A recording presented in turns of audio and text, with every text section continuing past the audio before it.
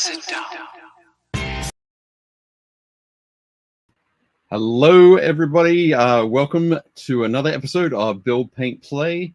Don't mind my wandering eyes as I go and unmute everybody else. But here we are again. Hello, hello. How's everybody doing? Yeah, not too bad. All right. Check the enthusiasm. Yeah, seriously. Everybody's like, okay. Yeah, Levels are high. Yeah, it's a long weekend, you know. Yep. I know. I know John is certainly as exhausted as I am. I am pretty tired. Great Jeff? weekend, though. A lot of fun. I'm just going to assume it's because you're old, Jeff. Thanks, but that would be accurate. Cool. That would be accurate. Nice. How's everybody been? Right. Really good, actually. Yeah. I know I mentioned that John is exhausted because he's been busy. What have you been up to, John? I went to LVO over the last weekend, and did a lot of work stuff leading up to it, so I could have to take the time off. So now it's like settling back into everything again. Excellent. And try not to fall asleep at the computer. Mm-hmm. I was doing that today. I went to Spray Team in Peoria, Illinois over the weekend. How'd that go? That was great. Yeah, I've got a whole bunch of photos for later on. Some crazy stuff. Basically, Saturday was, when did we start painting? Started painting about 8 a.m. and finished around 12:45. It's a long day. On Sunday. I had messaged Hank and was like we were just chatting, and he was like not worried, but he was like, I feel like we are never going to get to all the terrain we have. I was like, really? He's like, we have so much terrain this year. I was like, you guys say that every year, though. I feel like you're going to be okay. But No, well, there's going to be, he's got a few people coming over next weekend, and then I think there's another spray team on February 9th. And then sort of every other weekend after that, it's like just detail work on the pieces. But anyway, we'll talk about that later. See, hello to everybody. Oh, Mel's on again. I love it. Fantastic. Staying up late. Hi, Mel, the terrain tutor. What is it? Like, what is it? 1 a.m. there? No, it's 12. It's midnight, just after midnight. Mm-hmm. So, all good. Matt Bowles is here. Salutation, modelers, painters, and gamers all. Indeed. All in places with bright, shiny faces. Very nice. Excellent. Jez is here. It is a banging tune, Jez. Good evening. Jim's here. Josh is here. Got some great things on the paint desk tonight, and looking forward to this year's conventions. It should be fantastic. Excellent. Dave Hummel is here. Howdy, Dave. Chris is here as well. Awesome. And Cliff as well. Welcome, welcome, welcome. We have got a lot of things to talk about this evening. So many that I had to make a list. And I typed it out and I sent it to these guys. I felt kind of super official. I'm not gonna lie, it makes me uncomfortable. It feels pretty professional. It almost triggered me because I'm on my show I'm a disruptor. On here I'm always like quiet and docile. So. Yeah, it's not my natural state. Don't stress too much. I won't make a habit of it. Fantastic. So what's everybody been up to? What's everybody been up to? Well, spray team, LVO. Good, John. How about you, Jeff? Just doing stuff for this and commission work, and then of course my 3 days a week at Battlefront. What have you been painting recently for commission work? I've got another Kings of War army. I did doing some more Flames of War stuff. I've got some World War II tank models. Okay. They're the super deformed tank models that are all just really weird looking. Oh yeah, they're like cartoony. They're cartoony. Like the chibi tanks. Yeah, chibi. Yeah, so I've got a bunch of them I'm working up for a guy. What is that from? Is that from the Steamforged game? I'm not sure where it's from. They literally just showed up. I saw them at a hobby shop out in Arizona and thought, oh, those are really neat. And then a guy that says, hey, can you paint up a half a dozen of these for me? There's an old game called Rivet Wars back in the day. Yeah. Remember that day? Yeah, Simon used to make it, and then they lost the license to it because they weren't doing anything with it. And then Steamforged signed it, and there's like a new version with a new expansion that they have Cool. Adam Pratt, friend of the show, actually painted all of the original models that are in the rule book for the original creator before it was released. And Adam, like, the guy found Adam, sent him everything. Adam was like, "Oh, these are really cool." Painted them up, sent them back. And the guy was like, "Hey, can you paint these?" Adam had no idea they were for a rule book, like didn't know what it was. And then in the rule book, like Adam actually has a credit for painting the original models. And Adam talked to the guy, was like, "Oh, these are super cool. Like I remember painting these now." And the guy's like, "Yeah, you painted my set." And I was like, "That's pretty cool that that you did that." So Yeah, that's awesome. That is cool. That's Nice. not bad there. Yeah, it's a good game. It's fun. Yep. And I found out I got two Dark Angel, the Terminator box sets. Then the Death Knight, or whatever they call it. Deathwing Assault. Yeah, Deathwing Assault. That's it. My brain wasn't working properly. I have two sets of those I got to do that I'm adding to the list. So yeah, that box is weird. So it's 10 of the new big plastic Terminators. Yeah. 5 Deathwing Terminators, and then I think there's like It's Belial. yeah, but Belial's in there. Yeah. You get And 5 I'm like- old Terminators in there?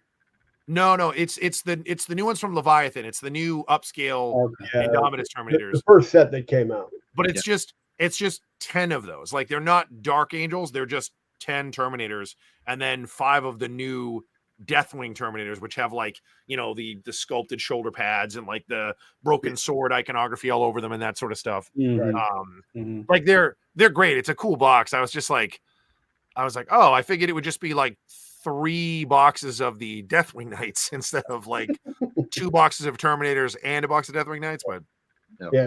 Well, there's 2 of them. There's 2 of them heading my way that I got to insert into the schedule at some point. So The thing I found funny about that box set was when I was looking it up, it was like, this got 22 miniatures in it. And I was like, okay, it's got 10 Terminators, it's got 5 Deathwing Knights, it's got Belial, that's 16.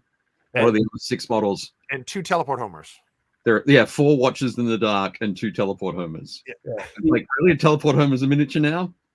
Okay. I mean, it is. It comes with it, I guess. It has the base, and there's a miniature you have to paint. technically, by definition of the word, yes. I will call it decoration or terrain. So I mean, the watchers count. I'm willing to count the watchers. Yeah, sure. Yep. So so if there's 22, they're not counting the teleport homers. They're counting the watchers. No, there's not 6 Watchers. Oh yeah, you're right. I was thinking that there's 20 Terminators. yeah, They're certainly counting the teleport homers. Yeah, okay. I think there's 4 watchers and 2 homers. So, But do you think you'll be painting up some of those, John, for your extensive collection? Oh, Deathwing stuff. I don't know yet, because like I have a bunch of the old Terminators painted. I am torn. You cannot mix them again at a larger scale. Yeah, you cannot mix them. And like there was we did a tournament over the weekend, and some kid was running like an old school. It was really funny. Brandon, who posted a couple of weeks ago, remember he had the black and purple Marines that have like all the alien grass and stuff. So Brandon was at the store playing this other player who I think was playing like an old school Ultramarines list. And their lists were we were doing combat patrol. So their list was on paper the same. The difference is that Brandon had all the new plastic stuff from Leviathan, and this kid was playing all of the old stuff plus 5 Infernus Marines. Yep. So his army looked wacky because like the Infernus Marines were bigger than everything. Yeah. And all of his Terminators were like hidden. They looked like little kids out with their dads.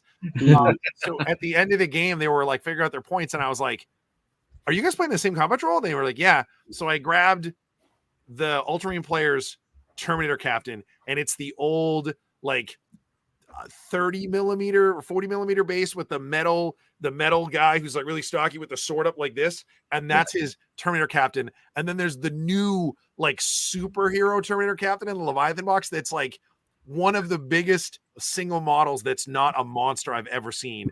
And the old Terminator captain comes up to like his belt buckle. It's ridiculous. Like you cannot mix them. Yeah. Hey, Dad, we go home now. Yeah, it's like a bunch of Terminators and then their sons dressed up as Terminators, like in Terminator costumes for Halloween. If I was going to integrate, I would probably take one unit of them and turn them into Deathwing Knights, because I haven't done a unit of Deathwing Knights for the army. And then if they're like bigger scale, I'm cool with that. Yeah. because they're, I don't know, space marines. The more powerful they are, the bigger they are, I guess. Yeah. So And then you could definitely do that. The new knights that come in the new box look gorgeous. uh, I don't know if they come with all like the cool stuff that's in the Deathwing box now. Like I don't think they come with like the hoods and the cloaks and the sensors. I have little bits. I'd mix and match them. I'd probably kit bash them a little bit here and there, but I have plans to do a Primaris Dark Angel army at some point, so I'll paint them. I just probably won't mix them into that old army. I don't think. Yeah, they're gorgeous. There's so much real estate to play with on the new Terminators. Yeah, they are cool. They're very nice. So I'm just gonna say hi to Uncle Necron from Oz. Listening, Uncle Necron from Oz. Uncle Necron, exactly. Dave Hummel says, I got 2 sets of the Dark Angel upgrade set cards. It's upgrade set, the cards and the rulebook. Nice. In the set. And Hank is here. Hey, Hank. Welcome. What's up, Hank? We were just talking about you. We'll probably do a little bit more of it again. Yeah. When we get to the spray team stuff. Sorry, I'm just going to my list. So let's jump into it. First up, thanking our season sponsor, the Army Painter. Right there underneath John. Yep. Yeah, there it is. Yeah, there we go. There it is. There we go. Right there. Yep. Top stuff. So yes, thank you once again, Adam, Kat, and the Army Painter team for sponsoring us for season 4. Yeah, they were at LVO. Did you get to play with any of the Fnatic stuff? Mm-hmm. Yeah, what'd you think? Yeah, I liked it. It was cool. Yeah. Awesome. There's some pretty awesome colors. I spent like 2 hours of my life uploading all that stuff to our website the other day. Mm-hmm. So it's like 216 paints, and now that technically there's 4 new sets as well, because there's like the complete set, the mega set, the most wanted set, and the starter set, and then 216 colors. Yeah. That sounds great. The consistency was good. Like I thought the coverage is a lot better than the paints that I'd used in the past from them, and yeah, it was nice. I liked them. Yeah, I'm looking forward to it. I pre-ordered the complete set, the big 216 colors, 2 days ago. Yeah. Bonkers. Yeah. Yeah, I didn't get a chance to try their metallics, and that's the one that I'm always curious about when they do new formulas of things. So I'll have to try that. I really like their metals. Like I use a lot of their metals now. Like on the chaplain that I painted, I have a very specific way I do gold, and their rough iron is like one of my favorite colors.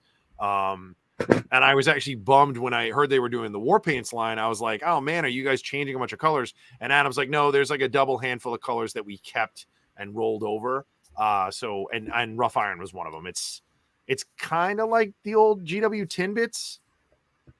Right. That's probably like the closest thing I can think of that's like that. Mm-hmm. But it's a great color. But they're new. The speed paint metallics are crazy. Like the tainted gold, it's like this greenish gold. It's awesome for like cursed weapons and weird chaos stuff. And then they've got like, I think there's like 20 different like shades of metallic, and they're all there's like a chrome, like blue steel, and there's like a red steel. Like they're really, really neat. That's cool. I'm in that like phase, like that post convention phase of like inspiration where I'm like real charged to get started on new army projects. So yeah, new paints and stuff. It piques my interest. Nice. That's cool. Nice. On the screen, we've got a photo of Adam at LVO, the Army Painter booth. I think the guy, one of these 2 guys, I'm not sure which one. It's his first model. I think it might be the one that's on the left there with the Warhammer 40,000 t-shirt. I was gonna say, I think it's the guy on the right wearing the Vegas Knights t-shirt. It could I'm be. assuming the guy in the 40K t-shirt has played 40K. In the second edition, like logo. So the guy staring lovingly into Adam's eyes. I'm assuming he's like, "Teach me the ways, O Sensei." I was assuming that was a Vanguard Tactics t-shirt. No, that's a Vegas Golden Knights. They are a hockey team. Yeah. Okay, yeah, you are absolutely correct. Then it's going to be him. But some stuff on painting his first mini. So definitely super cool. So thank you very much to the Army Painter. And come on, look at my face. There we go. Awesome. So, yeah, LVO. The next photo that we've got from the LVO is I need to click on this. There we go. Is it the video of Sam Lenz dancing with Uncle Adam? No, it is not the video of Sam Lenz dancing with Uncle Adam. I'll let people find that for themselves. Yeah, it's pretty great. This is true. It's kind of funny with when we're in this format. My head ends up hidden behind the logo. Yeah, you just gotta lean to your left. I just lean down here. But yeah, so John, this is what you took along to LVO.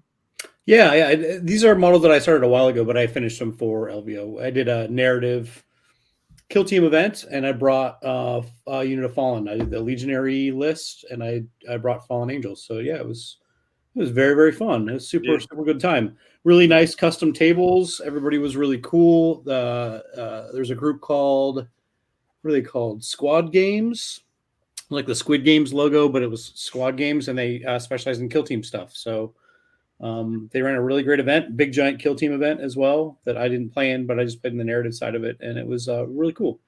Custom event that had, you're trying to find like coordinates for an STC template and get off the planet at the very end of it. And they had like a custom, you didn't like use your regular attack ops cards. They had like custom cards that you would use, and you're trying to find clues over the course of the game. And then at the very end, you had to find power cells and fly off the planet on a ship. And I was only one of 2 people that successfully did that. So everybody else got trapped on the planet and got blown up. But nice. Fallen Angels escaped, which was pretty cool. They look really good. They're really Thank you. Thanks. They're fun. I might really do a like whole your- army of them at some point. They might I like be a your good cipher time. conversion. Yeah, it's Cypher, and then I use the skirts from AdMech guys to kind of give them their little waistcoats and stuff. All right. Looks really cool. They're really good. Really nice. Yeah, Did you Cipher is such a great model. Like I think I have 2 of him. At some point, I'm gonna convert him. I just think he's incredible. Like the posing on him is awesome. I like how you actually gave him the, like, are you running him as Cypher, or are you just running him as a? No, they're Legionary. So that guy's just a chosen guy. He's like a guy with a demon blade. So that's like the demon blade from the Dark Vengeance box set from ages ago. And I love so he's just like he's the leader of the unit. He was like the first model they put out right before Primaris came out that you were like, damn, he's huge. Like he was such a big model. And then when they did the new Legionaries and they did the Primaris guys, they're kind of scaled out perfect. He is like a great size for a model too. They're all lined up, and those are like the new Legionary guys. So they're about the same scale, pretty close. I like the way you did your like the green edging highlighting to make them look like green, like Dark Angels, but also like super dark, like it's black. They're just edge highlighted. Yeah, it's kind of a bluish green, I guess. Yeah, almost like a turquoise. Yeah. I want a little hint to the blue or the green in the highlights on the armor instead of just going straight black. I'm done painting a bunch of black Templars, and I didn't want to paint a bunch of straight black armor again. So that's one of the few models that when I built it, I was like, remember, do not glue this guy to the base, because otherwise you can't get, like, his coat's all like curled around him, like you can't get to him. Cypher, like it's like an umbrella. You have to turn him upside down and like paint into the cape. Yeah, totally. like a paper flower or something. Yeah, he's super cool, but painting him, I was like, oh man, like. Yeah. Thank God I was like, I had to like cut him off the base because I was building him. I was like, I cannot glue this guy down. I am not gonna be able to paint him. Yeah, totally. But great time. First time I'd ever been to LVO. I would definitely go again and play in that event again. It was a really good time. Nice. I was just gonna say, I love the little piece on Cypher's back, the Chosen's back, the top of his backpack. Oh yeah, from the tactical squad that was released around like 4th edition. Yep. That little reliquary thing, that little with the little skull on it and stuff. Yeah. That's like a 20-year-old piece. That's who knows where some of those old bits are from. Most of that stuff's pretty current though, I think, by and large. A lot of Grey Knight bits on there for like all the stuff around their belts and things, I guess. Yep. Speaking of Cypher, did you read this? Oh, hang on. No, I didn't read that. How was that book? It is fantastic. Like, cool. I read that. John French is amazing, but like this came out. I think it was definitely last year, but it wasn't like It was. I mean, it was like middle of last year, I think, or maybe like the beginning of last year. But it is so cool. Like it literally starts out, and he's like, hey, I'm gonna tell you something, and I'm only gonna tell you the truth, but you need to know up front that I'm a liar. And you're like, okay. And then like the whole story takes off, and it's like them. It kind of picks up where he gets away from the custodes when they're like on Earth. And it's all like him like working his way through like the Palace of Terra to get to the throne room. And cool. like everybody's like, there's no way he's gonna get there.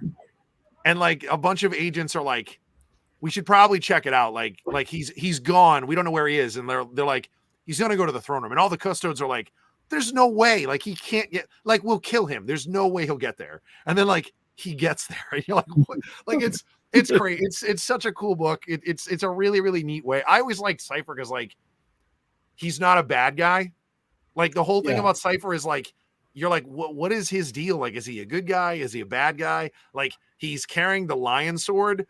How did he get that? He never unsheathes it. You're like, well, obviously the lion gave it to him. He doesn't use it. He just carries it with him. And like he gets some guys to follow him, and then he's like, oh, you guys are gonna do, yeah, okay, whatever. I'll leave you guys. I'm gonna get some other guys to follow me. It's a really, really cool book. And John French is a, I would say he's in like their GW's like top 10. So like John French does a really good job with it too. That's cool. That's cool. Yeah, I always like Cypher. He's like the most interesting man in the 41st millennium, right? Yeah, like, yeah, 100%. Yeah, that's cool. Excellent. Cool. I was going to say, Sorry, didn't mean to derail us, but no, real good. No, it's cool. I have to read that. That looks cool. So we don't have any other photos from the LVO. John was too busy having a whale of a time. Well, there's some other stuff we've got coming later that connects to the Warhammer reveals that they did, the GW did at the show. So we'll come back to that as well. Next up, we have there we go. So Spray Team is the event that I went to over the weekend, which is I think this time around it was probably about 15 of us. I see Matt and Hanks. Yep. So Matthias Weeks there, Dan Dougal on the left, Ben Hardy is in the back there, and Mark Rayleigh up front here. We painted loads and loads and loads of terrain for Legions Imperialis, for Star Wars Legions, and for Shatterpoint. So loads of stuff done. But yeah, this is all sitting in Hank Edley's garage in Peoria, Illinois. How was the weather? I heard the weather in Chicago was brutal. Well, weather in Chicago was brutal, but this is about 3 hours south or 2 hours south of Chicago, where it's even more brutal. So, yeah, it was, I think, Saturday morning when we were leaving the Airbnb to walk to Hank's place, it was -2 degrees. Really? Wow. Jeez. And I checked in Reykjavik at the time, it was 34 degrees. In the capital of Iceland, it was 34 degrees. In Peoria, Illinois, -2.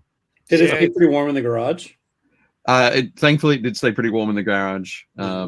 We just sort of froze between the garage and Hank's house. Yeah, I was gonna say if there's 15 of you, like body temperature alone is gonna get warm in the garage. But yeah.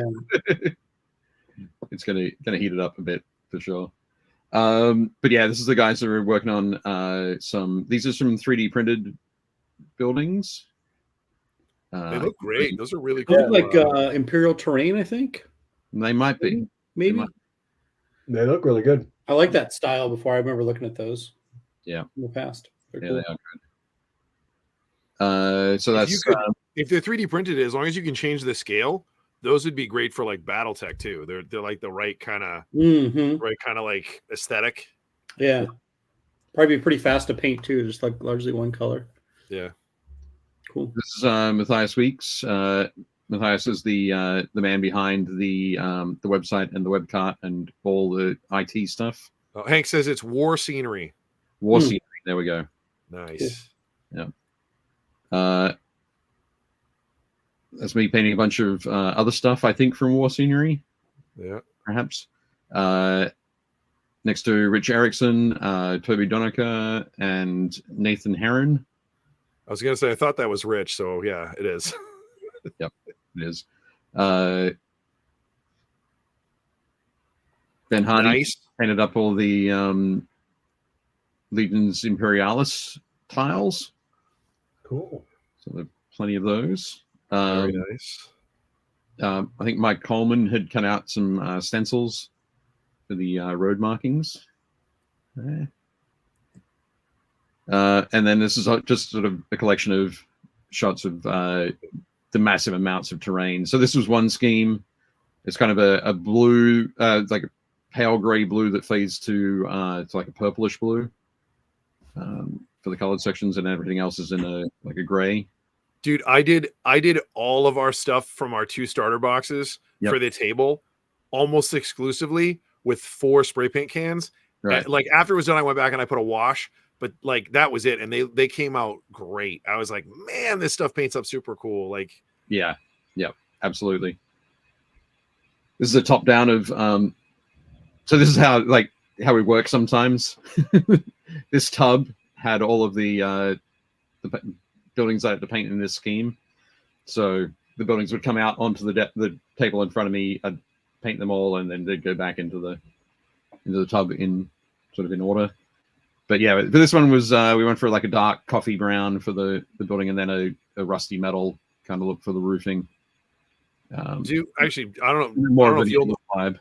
I don't know if you'll know this answer, if this is a Hank question, but like you guys paint a ton of terrain every year. Do you guys reuse the terrain, or do you guys like rotate it out or give it away, or like? No, it definitely gets used. Okay.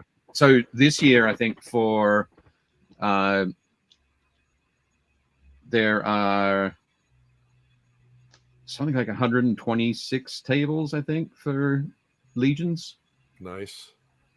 Yeah, there's a lot. No, everything definitely gets used again. But yeah, some of the events just keep growing sort of exponentially. Hank will be able to let us know how many tables we needed to paint for Shatterpoint. I like that. Those middle buildings, those are really cool. And those like Jawa sand crawlers, those are rad. Yeah, mini sandcrawlers. I think we've got a better pick of them a little bit later. I could be wrong, but there we go. 128 tables up from 64. Wow. Yep, so doubling that. Nice. Dang. A whole bunch of barrels and crates there, painted by Andrew Gray. I think he brought those along in his luggage. Been painting those as homework.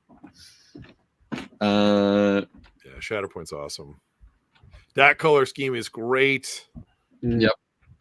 So this was that's one of the things. We're there as spray team, so the idea is to spray as much terrain as possible. If you get the chance to do some people will then focus on details. It was suggested to me that I not worry about gold banding, which is a little inside joke. You're so good at it, though. Yeah, classic Dave. So yeah, this entire set I painted the so we sprayed it brick color, sprayed some burnt orange, and then some flesh tone on the buildings. Then I taped everything off with some help from some other guys. We primed the roofs with a rattle can. I think it's like peacock blue from a Krylon range. Are you guys using airbrushes, or are you guys all just like, killing brain cells and getting super high on like paint fumes? A mix. Nice. Okay. Yeah. So yeah, this was all sprayed. So over the next 2 months, some people will go back and they'll paint the details. They'll paint those little bottles that are on the shelves and all that sort of stuff. There's some more of that stuff lined up. Yeah, that stuff looks great. I'm gonna have to get some of that. There's a ton. Definitely cool. So that's what our stuff at the store looks like, basically. Yeah, this is a really good one. I helped with the what did I do on this one? I sprayed a lot of the red over the dark brown before that final dry brush over those. I painted a bunch of the doors and computer panels in like a Payne's gray. And then I painted all of the tiny buttons and screens. I was like, that's a Dave move. You're like, I painted all the data screens and yeah. I gave them all lens flare and like lighting circles. Well, actually, no, I didn't. But I think But you wanted to. But you we wanted used, to. Hex Wraith Flame was the color that we used for that green on there. Then there's also the Sean, no, it's all Star Wars Legion and Shatterpoint. Yep. I mean, you could use it for Necromunda. You could. You totally could. But there's a whole bunch of the Shatterpoint terrain that was done up sort of in a Stormtrooper style, where the main panels are white and then black for everything else. And yeah, this is a thing here. Nathan Herron sort of taped everything off on these black walkways and then sprayed everything red. So they look super cool. There we go. Woman color Imperial icon there. Was that a stencil or is that a sticker? Or it's a stencil. So yeah, might cut it out of like really thin, sort of really thin acrylic sheet, and so you can just hold it up against the. And either you can stipple it in with a brush, or you could hit it with an airbrush. That's cool. What's up, Joe? What's up, Joe? Welcome, Joe. Welcome, Sean. Yeah, Matt, you're 100% right. They're like a bunch of Christmas elves making toys. They 100% are. They're the Adepticon elves. They live in Hank's garage. Yeah. So this was so that's like the Stormtrooper style terrain. That's cool. I like that. It's very like First Order with like the red stripes. Yeah, it does. It's very much like that, isn't it? It's got like very much that feel. But, cool. Yeah, it looks great. This nice. That's rad. I am a fan of those colors. Well, the crazy thing is that StreamYard is also a fan, or not StreamYard, PowerPoint is also a fan. Because if you look at the sort of the two outer edges of the two corners, you've got that magenta and teal kind of look. I like that a lot. But yeah, these look good. I think in that picture the screens look orange. Up close, they're a lot more yellow, and it just pops really nicely. But and of course, the Fellowship really is the best time. But yeah, Hank's wife feeds us morning, noon, and night, and all fantastic food. And we got to watch a lot of wonderful movies. I say wonderful; most of them were terrible. Did you watch any new ones that you're adding to your regular rotation? We did watch a new one. It's called Hell Comes to Frogtown. Yeah, great movie. Yeah, great subjective, but it's entertaining.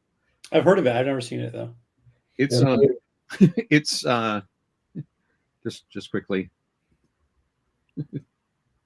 It's not what? Come on. Have you guys watched it's terrible. You guys should watch Battle Beyond the Stars.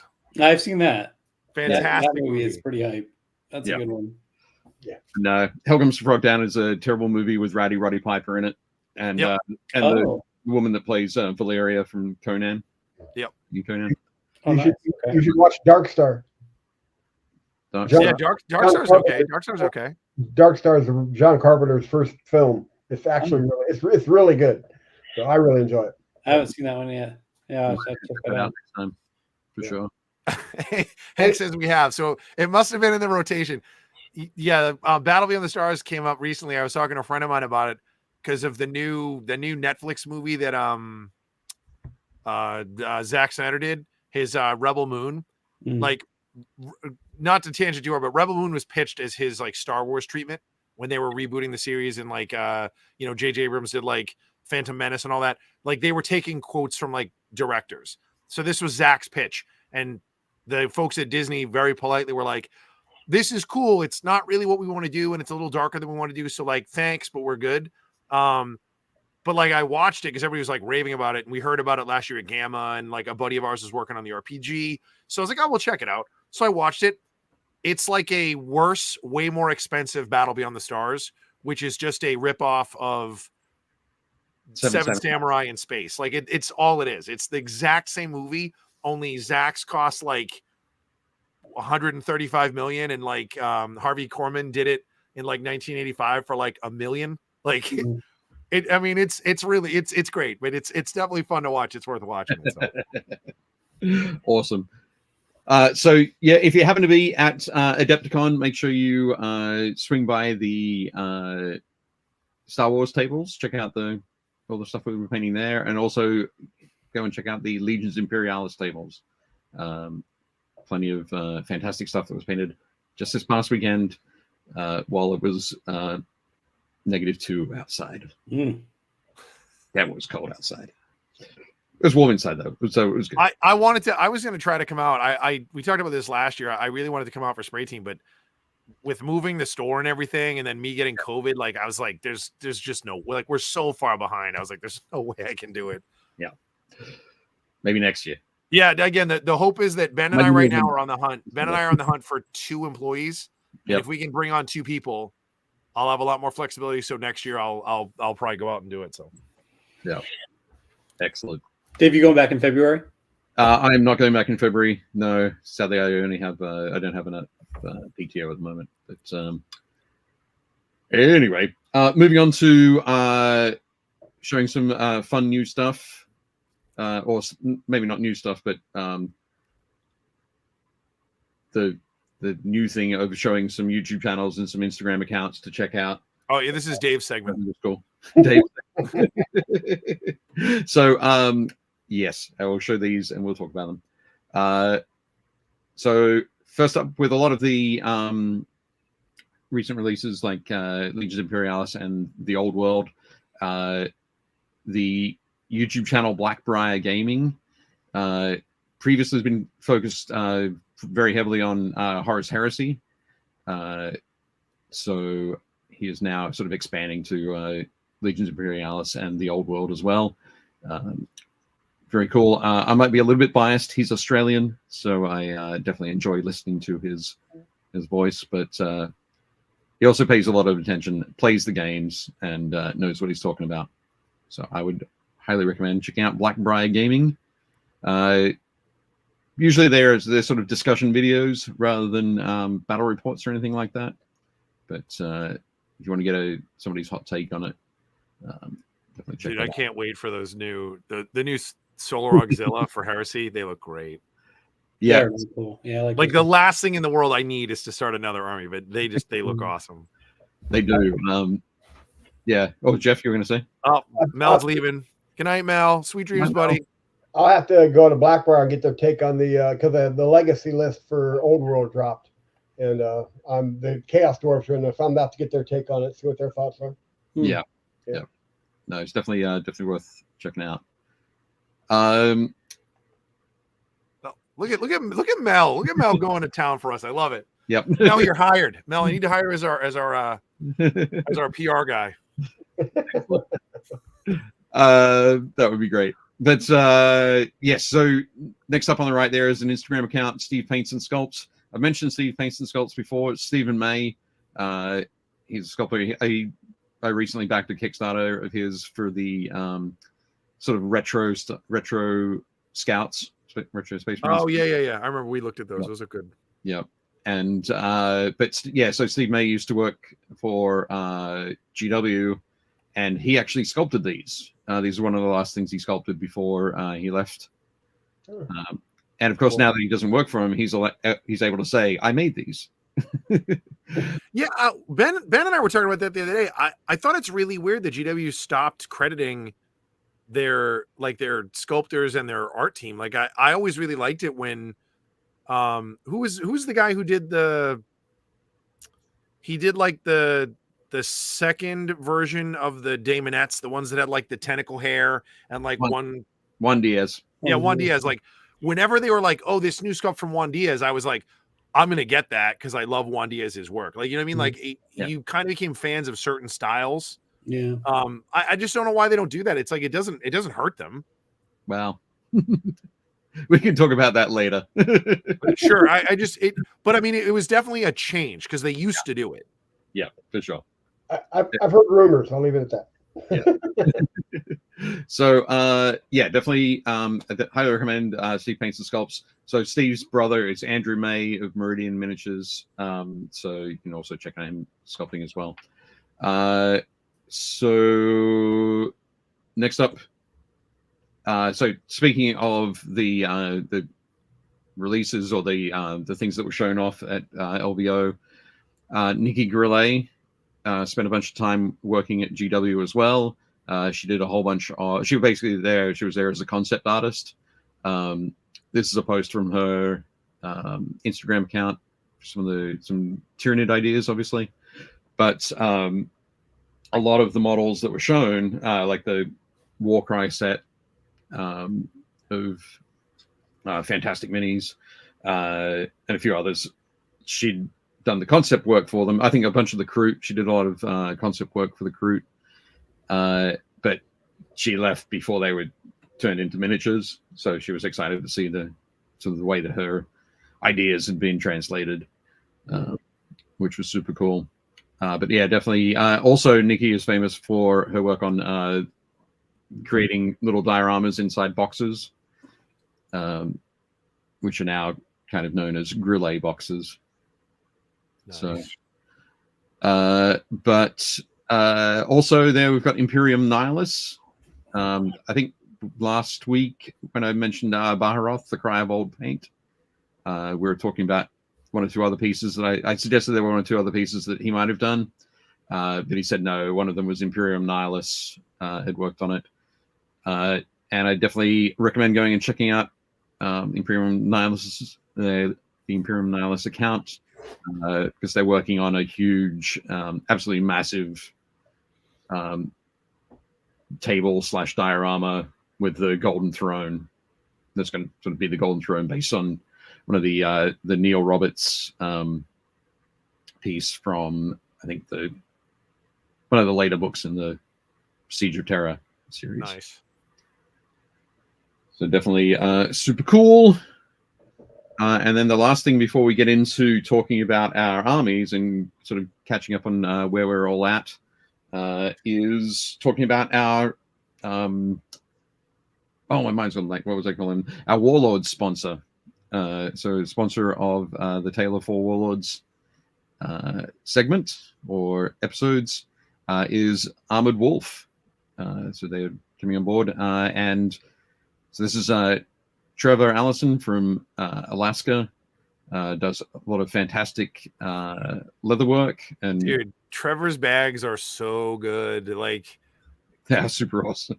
like they're incredible. Like all four of us like cannot wait to get our hands on these. They are insane. Dave supposedly already owns like 3 or 4 of them. Yep. Hang on a second. So this is the latest one that I got. So his Tanith first and only bag. That's just that's with awesome. Dog tags.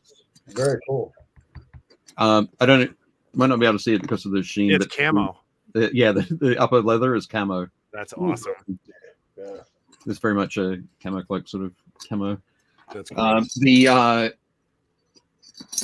you call it? So it's a custom bag, but the dog tags are sort of hand punched. Does it say Dave Taylor so you know whose bag it is? Yeah. Nice. Yeah.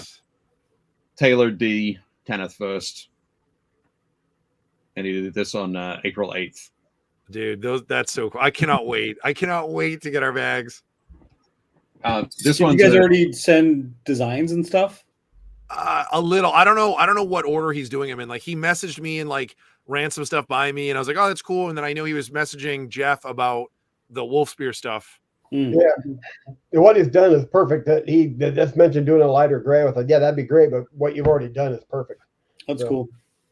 That's Yeah. Oh, dude, that's awesome. Just jump in on that chat and have a chat with Trevor. Cool. Yeah, this is my Nurgle. Are the pox things like, are they raised or do they just look like they're raised? The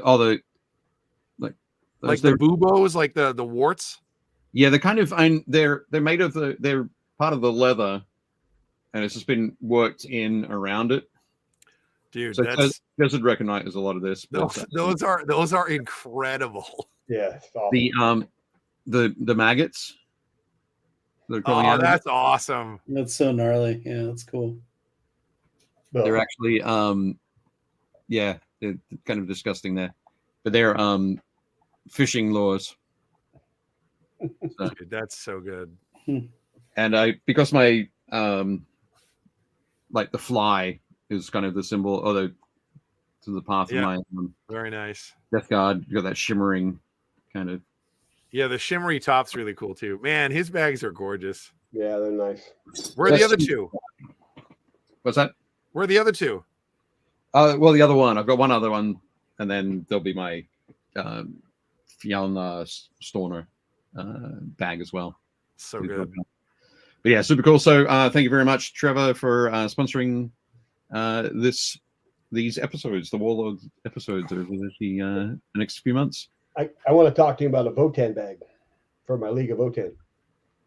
Oh, actually, you and I should talk, and maybe Trevor can do two. Yeah, absolutely. That'd be awesome. Yeah. We'll talk about that.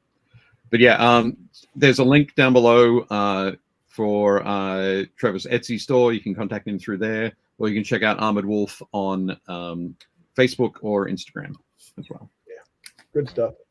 Matt, I mean, Dave, did you put the link down below? So because Matt's already asking where you can find him and stuff. Sorry, yes. I just said it. Yeah, link down below to his Etsy store and Instagram or Facebook as well. Yeah. Sorry. No worries. All good. But yeah, Jez says it's a process called wet molding. You use a leather known as veg tan. You can soak and mold it and texture into the surface with cuts and pressure, and then dye it any color. Yep. Yeah. Nice. Definitely. Yeah, dude, I'm excited. I can't wait. Yeah. Cool. Oh, sorry. Yeah, Josh also said regarding the Tanith that Victoria Lamb just released an STL for a not Bryn Milo.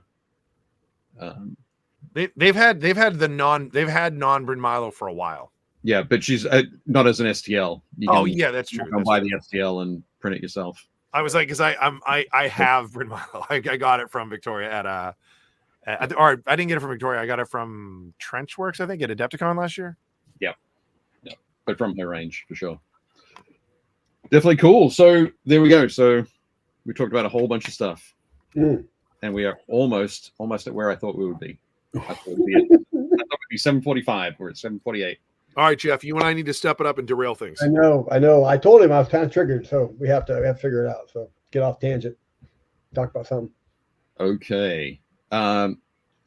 Here we go. We're going to jump straight into where we're all at for the Tale of 4 Warlords and what we're going to work on for what we're going to work on for the next month. We'll see how we do. No, I need to set up this next one. Here we go. Yay! Yay! Okay, so Jeff up first. Jeff. These are the beginning of my five-man squad of the Hounds of Mordecai, which are, according to the lore, they're a darker gray than the regular either Space Wolves or the Wolf Spear. They're darker gray. So I went with Corvus Black. Okay. But I wanted to, because they're teamed up with my librarian that will give them a shroud. They'll be shrouded. I wanted to make them kind of covert, so I dulled down the symbols. And just made them a lot darker, and so they're not coming out too bad. The one would be on the left of the screen. I want to go back over because it's a little dusty. I want to kind of fix that a little bit, but I got 3 more to finish up, and then that's actually the last of my what I would consider characters or specialty troops. Everything else is just basically battle line or just regular paint jobs. They're all regular Wolf Spear paint jobs, but it's not coming out too bad. They look good. I like them. Yeah, I think they're great. I think I like you say they're the Forge World Heresy Space Wolf. Yeah, Forge World did some leather Space Wolf heads that kind of they kind of tie into Battle Prospero Burns. Okay. Because when you learn about how the Space Wolves are when they're amongst themselves, Volca Fenrica, it's the Rout, it's the Ite, not the Fang, that kind of stuff. They all wear a leather mask, but they're a little crafted, a little more animalistic, like the wildlife of Fenris. But they did these leather masks, and I thought that would be a great way to set them apart from the normal Reavers in Phobos armor, and just give them that kind of a little different look.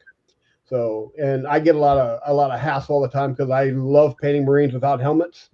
Right. Which everybody says is kind of silly. And I'm like, well, when you show me a rule that says I lose a point of save because I don't have a helmet on, then I'll make a change.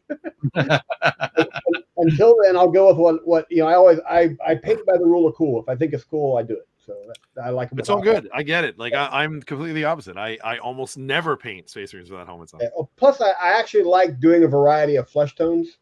So that's the other. I like doing flesh tones. I used to be horrible at it, and I just kind of forced myself to do it, and it's kind of become habit. I just like having no helmet so I can do some work on the face.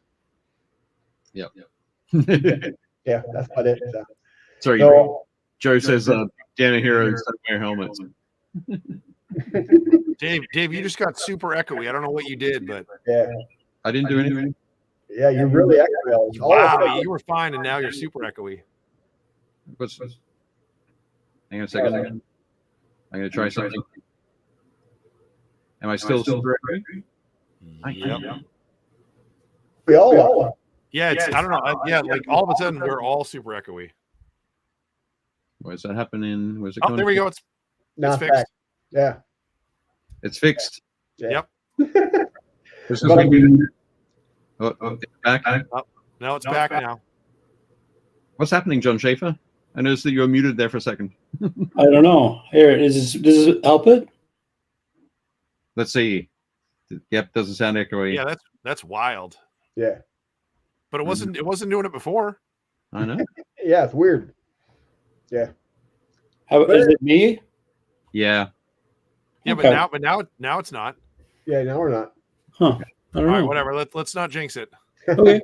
But I got 2 of the 5 done, and I'm almost. I mean, all the others are that close. I just got to do a little bit more edge highlighting, and then finish up the heads and go from there. But yeah, so they're about done. And then I got the last of my my other 3 Thunderwolf cab done. Thanks to Jake and his friend, I actually got the models I needed to get them finished. So I got those all knocked out. So.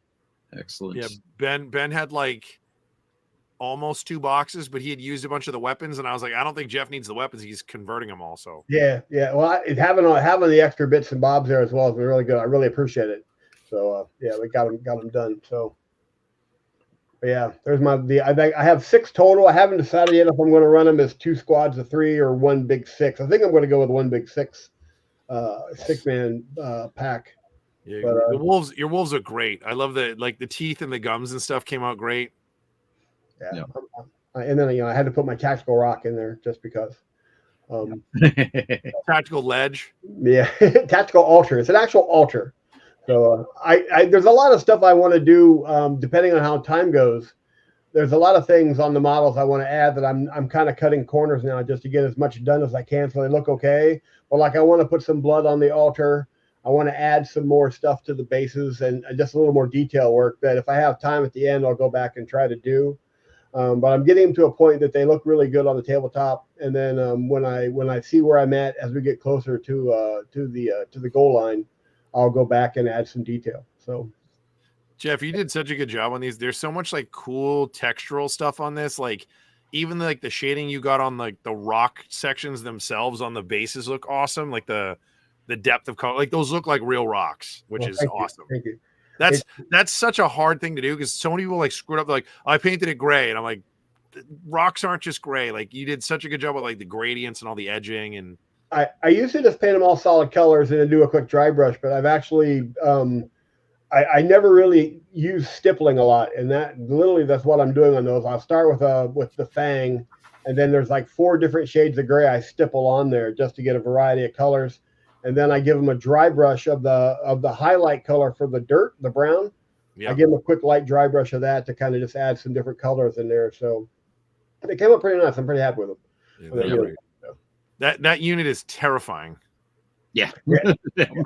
In the game, they're pretty rock solid. They're pretty rock solid. Absolutely. Yeah. So I'm looking forward to see how well. Of course, where my dice rolls go, if that counterbalances anything that's worth a while, worth a while.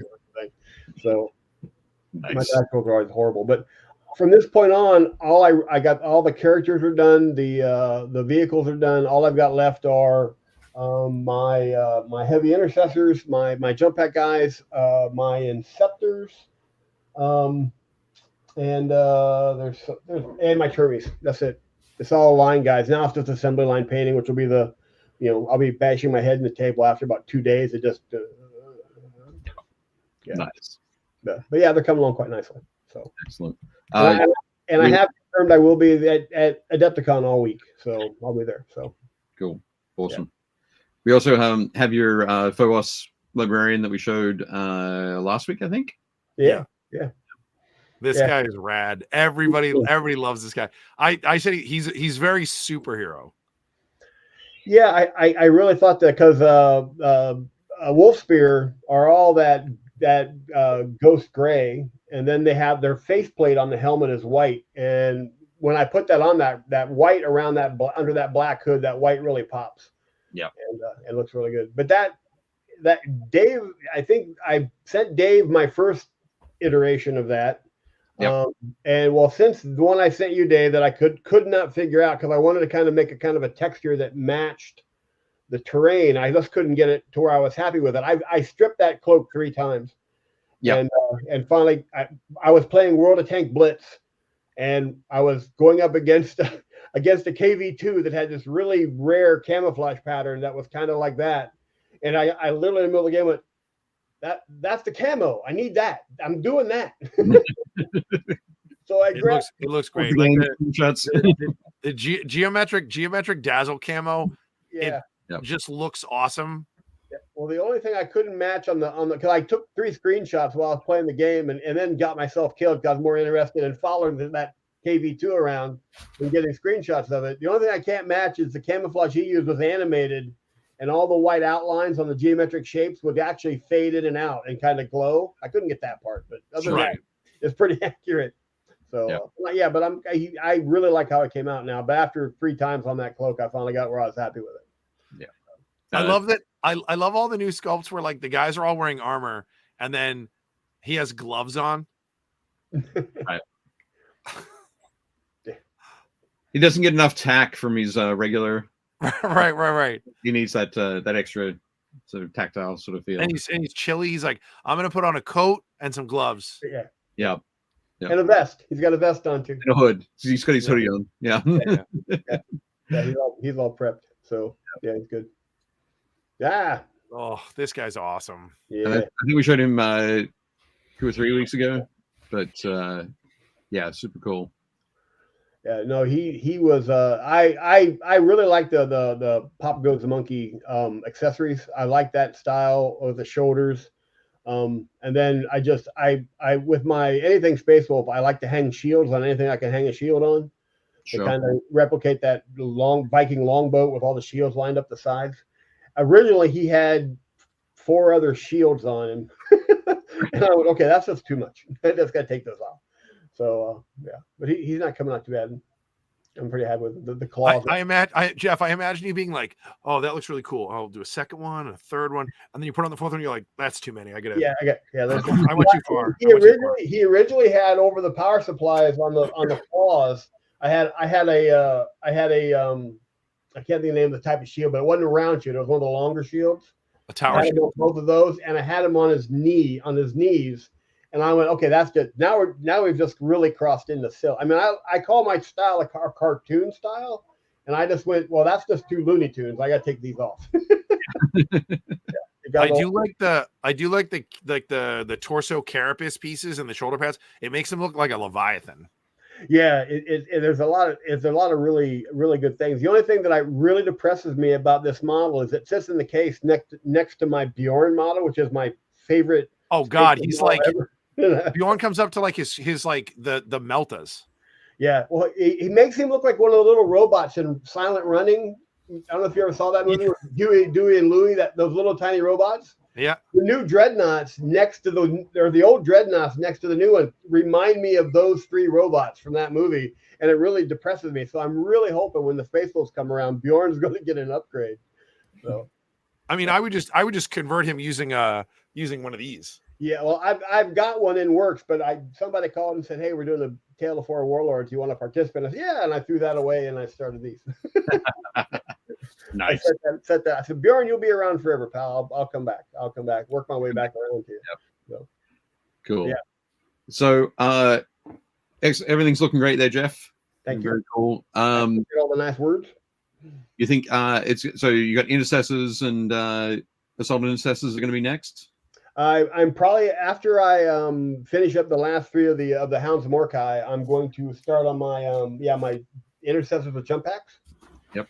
And I originally thought about putting spears on them, but looking at how the poses are and everything else, is I with the Thunderwolf Cav, it was easy because they're in a charge, and the spears positioning of the spear is not as important. Yep. So I'm probably going to leave the jump pack intercessors with, other than the captain with jump pack. I'm probably going to leave them with the chainsaw and the bolt pistol. Not going to put the spears on. Plus the spears are huge, and getting them positioned properly where I can actually mount them on the base and they don't look cumbersome. I may work on them and do a later squad that way, but this one's just going to be the intercessors, jump packs will be normal with the actual chain swords. And then I've got 3 heavy intercessor squads that I got to get put together and get done. So, cool. And and my turduckens. I forgot my turduckens. Right. I've got 3 of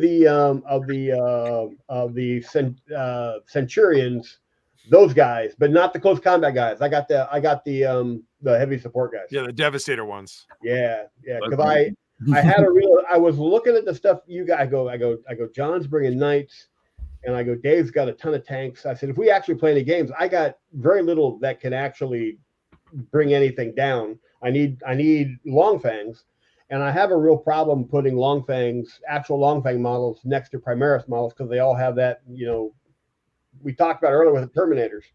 So just Primaris them up. Yeah, I actually want to try the Centurions because they look pretty cool, and with the heavy weapons, that gives me 3 twin link glass cannons and 3 of the Centurion missile launchers. And I've got a 36 to 40 inch range, so I can hopefully find some place in the distance and just get a nice field of fire and get some support from them. There's an awesome conversion. I'll see if I can find it for you. There's an awesome conversion that a guy did with Centurions. He didn't like the fact that with the new Primaris guys out, like their scale looks wrong. Like the Centurions always look really weird. So once he built them, he cut like using a hot saw, I think he basically cut them in half, like not in half. He like cut them at like just below the knees. Right. And then he put in like 2 like discs of plasticard in there so their legs look longer. Okay. And now their scale is right. Because they look like gorillas. Their arms are super long and their legs are like really stumpy. So once he did that, they look more like power suits. It looks like you could walk around in it. They look awesome. It was such a cool conversion because he had them fully painted, and I was like, they look great. Like, why do they look so different? I couldn't figure out what it was, and then I like went back through his feed and was like, oh, it's because he literally like sliced them out and like made them just a little taller. It's such a subtle thing, but they look so much different. I don't know if you guys talk to your models while you're painting them, but I do. And every time I finish a Centurion, I would literally quote Roadhouse by going, I really thought you'd be bigger. Okay, I'll come back and come. But I just want to give them a try because I think they'll do well and they'll give me the support that I need. And it's only 3 more models, so I can get that. I think we could do. I think if we're all going to be at Adepticon and we're all going to play, I think we should do like a doubles tournament. So I think you should like if you don't have a lot of anti-tank stuff, I think you and John should be one team, and then maybe Dave and I. But like I don't know if that works out either. So yeah, might work out. We'll see. Yeah, I've got mostly hand. I got to get hand to hand because I got some stuff to hold objectives, and I've got some decent hand to hand, and now I got my fire support. So we'll see how it goes. So. Nice, excellent. Josh says, just send me all your long fangs. I'm doing a classic style Space Wolf army. Primaris need not apply. Painted or unpainted. I still have 3 boxes in the back, and I've got 4 painted in the case behind me. So excellent. And Josh from Crown of Command Games is here as well. Bit late, but he's arrived. Welcome. And we need to, Jake, after the show, we need to talk about a time that we can talk with Josh, both having him on our show and us be on his show. Sure. Don't really work that out. We'll get that going. Okay, cool. Next up, I think I'm going to click back on this and then go. There we go, Jake. Looks pretty fuzzy. Yeah, sorry, my photos aren't great. I'm just doing it all with my phone. Yeah, so he was fun. So this is the is this the Indominus? Yeah, it's the Indominus Chaplain, and I used the head from the old like Chaos Warriors box, the plastic box of the foot soldiers. I've had that helmet for years, and the first time I saw it, I was like, "This is a Chaplain helmet." And I swapped it out. This guy out of the box, this guy comes with a bare head. Yep. And it's like, it's not even a cool bare head. It's like a really boring, just like bald guy yelling. And I was like, he doesn't have, I was like, nope, not using that. So I was like, I'm going to use this head. No, it was a lot of fun. It took a while. I was trying to figure out how I wanted to do like all of his gold. And my big issue with a lot of the chaplains now is like, they're just so busy. There's so much on them. I was like, this guy should look like a murder ninja. He should just be all black with a mace that he wants to like brain you into the Stone Age with. And as I was going through this, I had to be like, I wanted to keep my color palette really narrow. I didn't want to have like a zillion different colors on them. So I kind of backed off a little bit. But it was fun. Even the black that's on him is like 3 or 4 different like blacks and like dark grays. Again, my camera doesn't really do a great job here, but the gold was really fun. That's I tweaked the way I normally do my gold because I like it looking really kind of antique like this. So my go-to for gold is anything that's going to be gold, I paint it dryad bark. I mean, Rhine oxide works too. It just needs to be a chocolate brown. And then I sort of like sloppily paint rough iron from Army Painter. And like I said, sloppily, because like you're trying to do a good job with it. You don't want it super thick, but if I miss any spots, it doesn't matter because the dryad bark is there. And then I basically sort of wet brush. I think I use Gehenna gold. It's like the darker of the GW golds. Yes, that's the dark one. And then once that's dry, then I dry brush it with I think Auric armor, and I just do like a top down with Auric armor, and then I'll go back and I'll hit it with like Reichland Flesh Shade and then a little bit of Agrax Earth Shade, and that's it. But I just want it to look really warm. Yeah. And obviously the teeth. Yeah, you have to show the teeth and the micron pen work on the yeah. Seals. That's the trick. Yep. It's the 0.05 micron pen. It's like a single eyelash. It is awesome though. Yeah. Nice. And you also painted up some eliminators. Yeah, the focus is off on this, but so I this was really hard because I wanted them to fit into the army, but I was like, it doesn't make any sense to have stealth troops wearing red. So I inverted the color scheme. So their armor's all black. And again, I toned it up, and then I did a rim of their shoulder pad. I painted with like a really deep burgundy, and then I gave it a burgundy magenta highlight line. Yep. And then their left knee pad is bright red. And then you can't see their shoulder badge because of the way that they're sculpted, except for the sergeant. And I actually found that on the Blood Angels Legion transfer, there are red Flesh Terror transfers. So I got to dig through my collection and find that transfer sheet. But on the guy in the middle, on his shoulder pad, there'll be a red Flesh Terror symbol. And I was like, yes! I was like, that's awesome. Flesh Terror or Flesh Eater?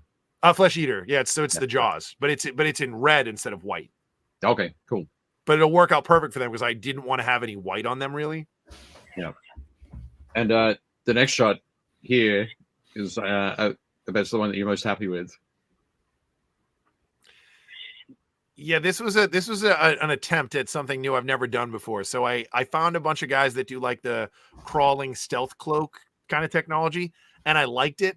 And I kept going back and forth. I was like, I like the geometric shapes and like the cloaks. So I was like, I know, I'll have them being activated. So as it's crawling up, I also made a very conscious effort to go along the bottom of the cloak and actually, you can't say from this angle, but like actually differentiate it from the ground.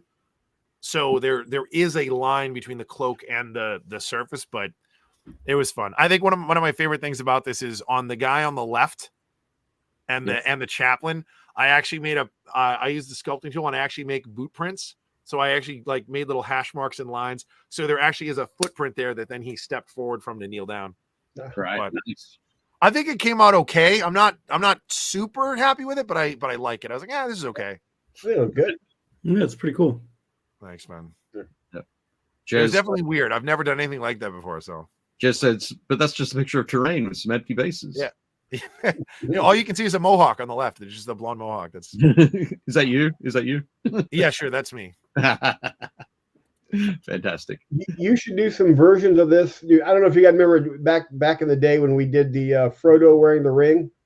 Yeah. Oh, You should do some bases that are just the snow with the knee imprints and the feet imprints, and saying the cloaks are completely activated now. Here we go. oh dude, that's awesome. I should definitely do that. Yeah. That'll be excellent. Yeah. No, but they were Cool. fun. The hardest thing was like getting them to look like layered, because like I think highlighting black is always a real pain. It looks weird. So their cloaks and stuff, I did like I kind of misted them with like light gray, so it looks almost like there's a little bit of snow on their shoulders and on top of their backpacks. Yeah. Like where the cloaks are. But then my thought process was the backpacks run hot, so there wouldn't be any snow on the backpacks, because that's like their exhaust vents. So I very carefully like went back and painted those black and didn't want any snow on the the bell cowls themselves. But Yeah.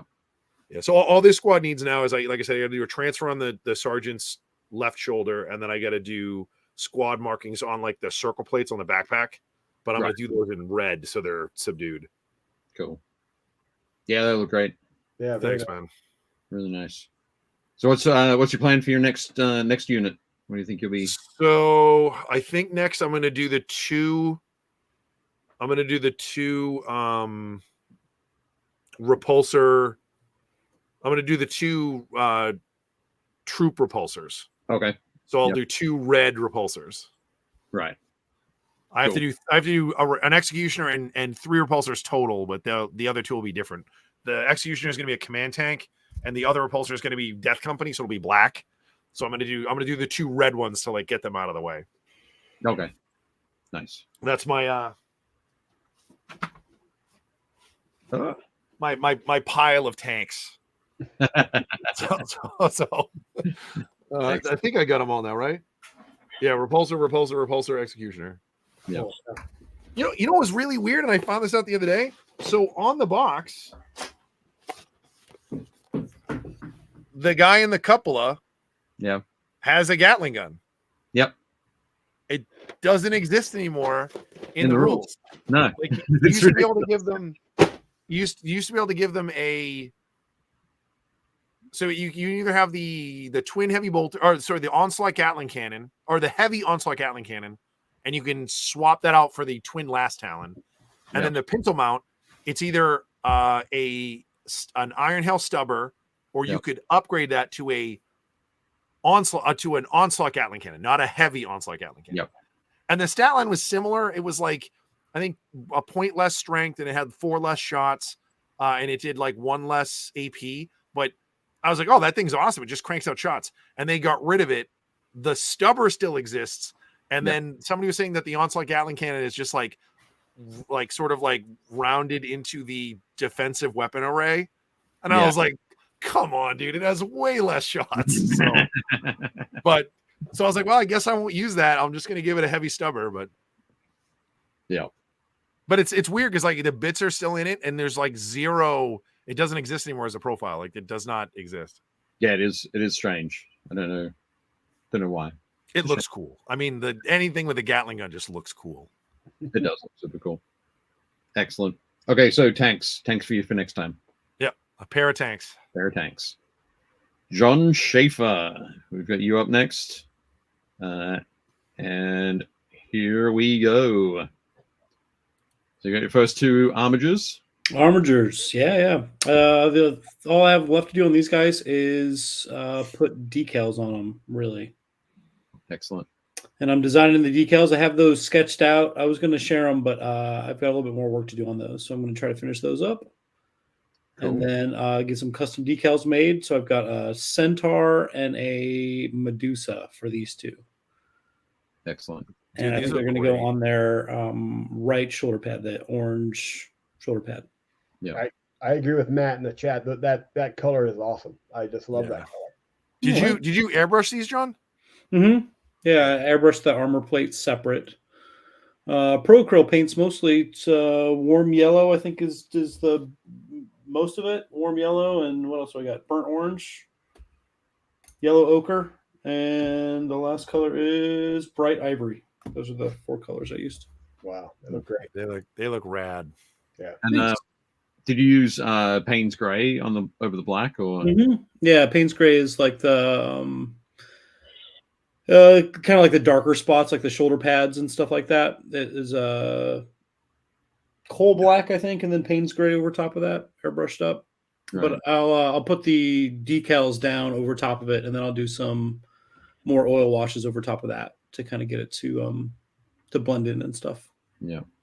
So yeah, a little more work to do on these guys, and then maybe like some grass tufts and stuff on the bases, but mostly a few decals and stuff to wrap them up.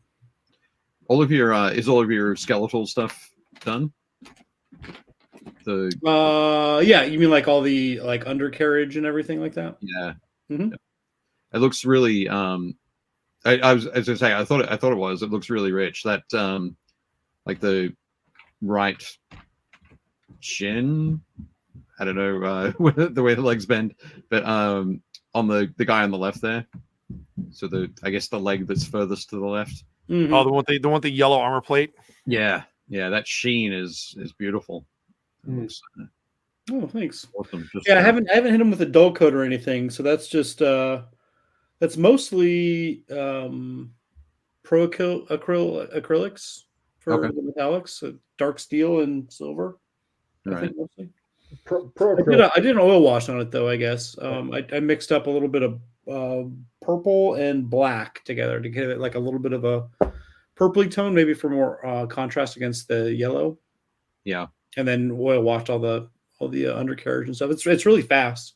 Like I'd say, like the biggest time sink in this whole force is going to be just figuring out the procedure, like the process. And now that I've kind of had that figured out, like I think knocking out the remaining nights will be like half the time probably. Right. Yeah, these two look great. Thanks. Beautiful. I really like them. And of course, I'm loving the Cyclops motif as well. So yeah, I like the single eye on all the dudes, and there's like a lot of the iconography has that single eye, like that tiger eye for Legio Furians. I was thinking about doing the eyes in orange as well, but they kind of blended in a little bit too much, and I wanted them to pop out a little bit. So I like the kind of magenta color better. Yeah, that magenta is looking fantastic. I like how you did the classic old school lens that we all learned. You did it's the circle with like the like 3/4 moon with the crescent moon with the dot. Yeah, it's the same way I've been painting that sort of thing for I don't know, probably 20 years at this point. It's so good. It's such an easy not easy. It's such a cool trick. I showed some kid how to do it, and he was like, his jaw dropped. Like he was like, "How did you do this?" And I showed him, and he's like, "That's it." And I was like, I'm telling you, when it dries, it'll look awesome. And he did it. And he came back and he was like, it looks so cool. I can't believe it's that easy. I was like, it's all the best painting things are tricks. It's all tricks. Totally true. You just have to know the trick. A little bit of gloss varnish over top of it at the end. Make it really, makes it so pop. good. Yeah, they look awesome. Definitely. Oh, this guy's great. Yeah, it's the bigger guy. So he's pretty much as he was before, but now last time all of the dark stuff was all Photoshop, and a lot of other stuff was not finished on this guy yet. So he's all pretty much done at this point, and now I just have to do decals on him. Yeah, and some details, a little bit of touch up here and there. Ooh, did you use the muzzle off the battle tank? It's actually a 3D print part, but it's inspired from that. It's like it begins with an E. It's Eradicator. I can't remember which variant it is of the Layman Rest. Yeah, I think it's the Eradicator. Yeah, the Eradicator. It's got like the that big like muzzle, that crazy muzzle break. Yeah. It's you can't really see it very well in that photograph, but I'll try to take a better one and put it in there. But I found I found a 3D printable part online and printed a couple off. There we go. You can see it. That's rad. Like I love the battle cannon. It looks so much cooler with that muzzle brake on it. Yeah, it just adds a little something to it. Like there's so much detail to everything else, and I always felt like the battle cannon just felt a little plain compared to everything else. Is so heavily ornamented. So yeah, it looks like he could use it. He could use it like a maul or a warhammer too. Like you could just smash something with that. Yeah, it's probably like 4 inches thick of steel, probably. Yeah. Right? I just imagine it looks like they're a little like recoil dampers. on Yeah. either side. Mm-hmm. You can just imagine that thing, that like a true like rapid firing battle cannon. Boom, boom, boom. Yeah, totally. They look so good. But yeah, no, it looks Yeah, the whole pose and everything. That pose right there, it literally looks like he's looking over, going, "Are you talking to me?" What?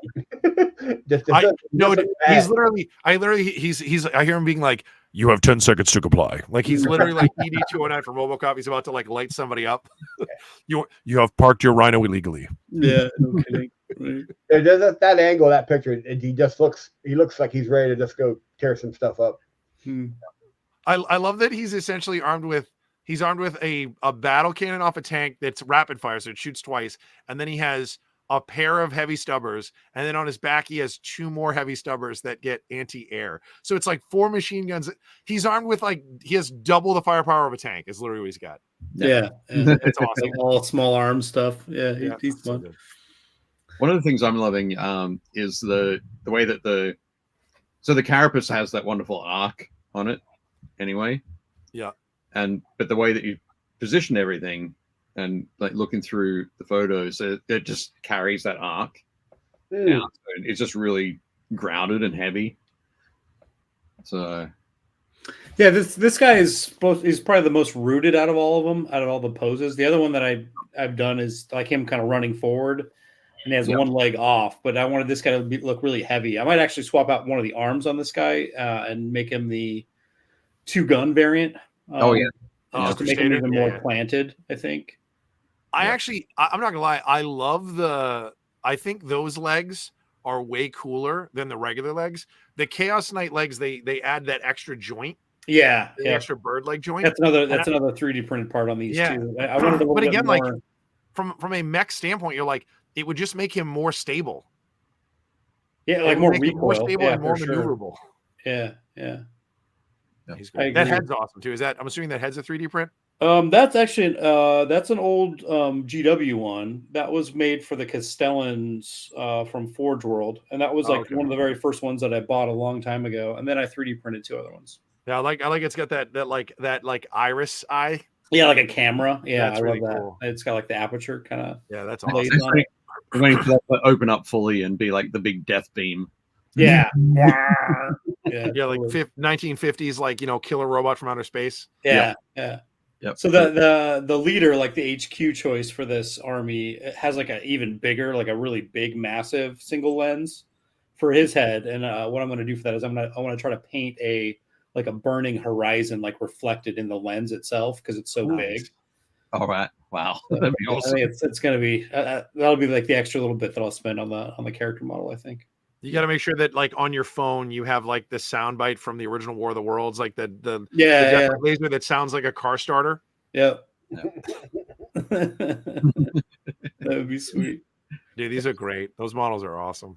Thanks, man.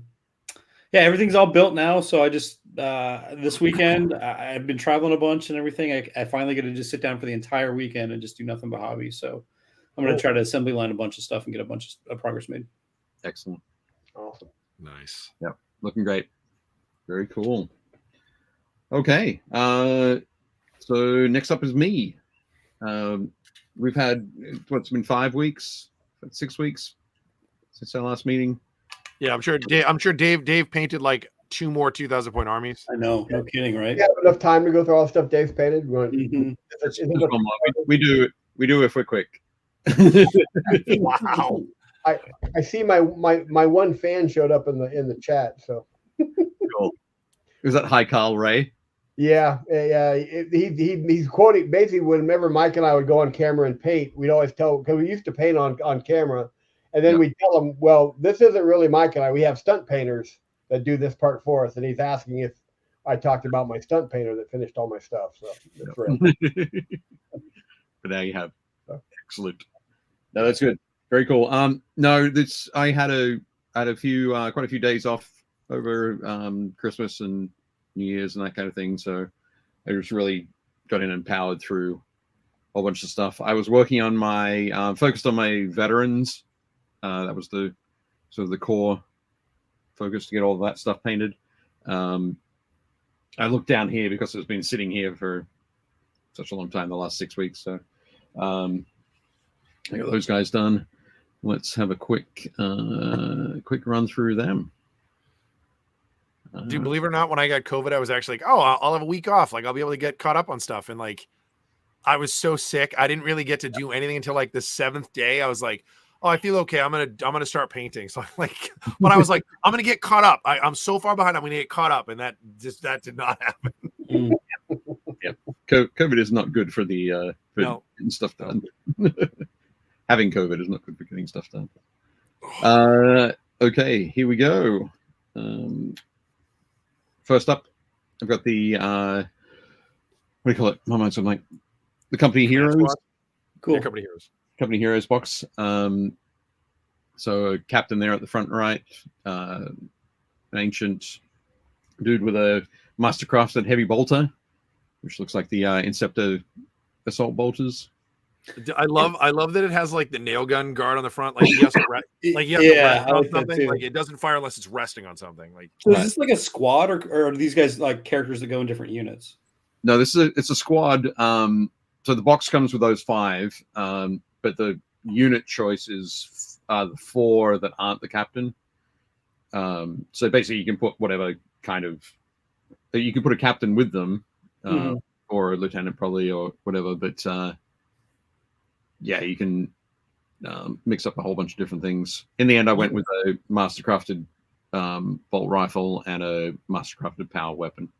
It's John, it's basically a cross between the old Command Squad box and the old Space Marine Commander box as like one box. So there's like tons of cool bits in it, and like there's so much cool conversion stuff. And you can technically split these guys up. Like the guy on the left with the bolter, you could totally add him to Stern Guard.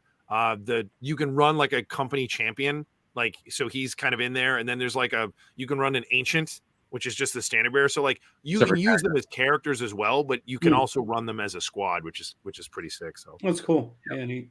Yeah, definitely cool. I just realized I haven't painted the squad name on there. On the banner? For the name on the banner. I was going to ask what you're going to put across that. Yeah, I haven't worked it out yet. It's a Monty Python reference. The squad not appearing in this film. Squad not appearing in this army. Yes. I have to do the same thing on my knight. I just remembered. I got to give him a name on my chest plate. I was thinking the Knights of Neat across the top. Yeah. Right. Neat. Sir Robin squad. brave Sir Robin, brave Sir Robin. Those helmets still blow me away. That faceplate is just awesome. Yeah, I love it. Yeah, so I remembered this time. People have been asking. So the helmets are from Legio 14 guy. So Legio XIV guy from Cults 3D. And the icons, the shoulder icons that I'm using are from Hyfryd. So HYFRYD. Hyfryd Designs, also on Cults. So nice. There we go. Very cool. It does seem like there's a little bit of heresy going on. That guy on the left looks an awful lot like a Gene Stealer cultist. Oh, it's the purple flesh that I'm going with. We've talked about like that. they eat a lot of seafood on this planet. They do. They do. It is inspired by Iceland, so Nice. So moving right along. Here we go. My Terminator Captain and my Terminator Librarian. That model is so huge. Yeah, he is. Look at that guy. He is big. I haven't printed out his nameplate yet, but I should be doing that soon. Oh, dude, I like the shield you use. That's from the chapter Ancient in the Indominus box. Yep. That's cool. Because I took that off and I replaced it with a with the not everybody can see it. We're coming up to it soon. It's the Empire banner. Nice. I love the work on the axe. That's just gorgeous. Mm-hmm. Yeah, the axe looks cool. Yeah, it was a lot of fun. I checked out a lot of that sort of molten axe kind of look. Not molten, but like red hot, like forge hot steel. Forge hot. You did a great job on his hand with like the psychic witchfire kind of glow, and his eyes look really cool too. Yeah, I was really happy with how that turned out. I've decided to go with that jade green for the for my librarians. so rather than a blue. I think everybody else, so the Tech Marine's still red, the Apothecaries are white, Chaplains are black. Just went for the jade green, something different. Felt like I didn't really need another color after all of those. To Terminator Chaplains. The hat rack on the right. Yeah, with he's got more skulls than your Dreadnought would have had shields. That's No, insane. the family I tree, love man. that model. I love that model. He's so great, but damn, does he have a lot of stuff going on in the front. Yeah. It's like he's the billboard for the chapter. Like everybody's been putting up notes. Like he's the fridge with magnets. Yeah, he's totally that. I'm not Still here. Yeah, there's a lot going on there. There's a lot going on there. Yep, very definitely. Cool. There we go. There's the ancient Blade Guard ancient. Dude, that's great. I love that Empire piece. Is like one of my favorite pieces they've ever done. Yeah. Yeah. This, I got to turn that into a Deathwing standard bearer at some point. Be perfect for that. You just got to turn that into like a scythe, maybe. Mm-hmm. Yeah, probably. or Or a sword. sword, maybe a sword. Yeah. Big sword. That'd be good. I used this for. I think we've all used this bit for something. So on mine, I basically I used an X-Acto and snips, and I carved out the Grim Reaper, so it's just the wings, and then I glued the wings on top of a jump pack, and it's my jump captain. But it looks like he has furled wings, like hanging over his backpack, because they're just bigger than the jump pack. It looks really cool. Yeah, but that is such a cool bit. Yeah, excellent. But that Egil Grok skull there is my captain. So he's also the warlord of this army, the leader of this army, which is why he has the honorific position of shield bearer. So I like how you carved off the chest eagle on this guy too, to like tone it down a little bit. Yeah, because he's also got a lot of flair going on. Your ancient still cracks me up. Like, are you running him as an ancient, or is he a Blade Guard ancient? Well, he's a Blade Guard ancient, and I know, yes, he doesn't have the shield or the sword. Hilarious to me. I'm like, wait a minute, you're a Blade Guard. He's like, yeah. It's like, what's your job? We kill stuff with swords. Do you have a sword? I do not. Oh, but Blade Guard are also really good at defending stuff because they have shields, right? Do you have a shield? I do not. What do you have? I have a bolt pistol. Well, I have a banner and a hand. Yeah, and this guy, I mean, there's a bolt pistol on his hip, but still, it's like, are you kidding me? Yeah. He should just have the sword. He should just have the sword. I was going to ask if that was a skeletal hand he was holding, or is he holding the other guy's keys? Oh, dude, like this whole box is like mad disrespectful. Like they're like, so brother Steve is on like the captain's shield, and then they have like brother Kevin's like hand, and then like on his other captain on the standard, there's another like half a Space Marine, and I'm like, is the ground too frozen for you guys to bury these guys? Like you're just like strapping them to your war gear? It's crazy. It's pretty I thought that David went a little different with that. Instead of having a shield bearer, the warlord has a key bearer, and he's carrying his key ring behind him. It's the keys to this. Nice. Well, if you're going to carry keys, that's a good vehicle to have the keys for. So I think it's a hand, but it could be keys. The tough thing about those robes is they don't have any pockets. So. I just figured they would just maglock everything to themselves. Yeah. There you go. Yeah. Anyway, so I got the Blade Guard squad done. So these guys all with their spears and their shields. You did a great job with the spears. The spears look really cool. Yeah, they do look good. It looks really natural. Like it looks like they were supposed to be there. Yeah, well, it's using the so these ones are all from the Grey Knights, the Grey Knight halberds. Oh, we've gone a little bit wobbly again. Getting some echoing. Yeah, I don't know what's going on. Who's that coming from? We'll find that out. Is that yep, John Schaefer again? Yeah. Yes, Grey Knight halberds, and then the sword, the spear tips are actually the swords from the Blade Guard, just trimmed down, the top quarter. Okay, next up, the Terminators. So we got them all done. What I decided to do with the Terminators and the other veterans is as well as the black shoulder pads that everybody else in the army has, they've got black torsos or black backpacks. So just again across the army, it changes up that look a bit. You can sort of pick them out. Jake, did you turn your heater on again? No, that was me. I mean, mine's in the background. It's been going the whole time. See my little heating droid? It's this, I remember that one show you said you turned the heat on, and I heard that same sound. Yeah, This has been going the whole time. I haven't touched it. All right. yeah. No, that my whistling little droid. the whistling sound is me. Amusingly enough, yesterday the pilot light went out at some point in the morning, Right. and I get a call. I was at the office and got a call from my wife and saying, "Hey, the temperature's dropping. It's like 62 degrees here in the house, even though the thermostat's set to 70." Right. And it's like, okay. So I came home and checked it out. The pilot light was out, and it's like, okay, I need to try and fix this. So a bunch of YouTube video searches and that kind of thing. I went and bought a new thermocouple. Right.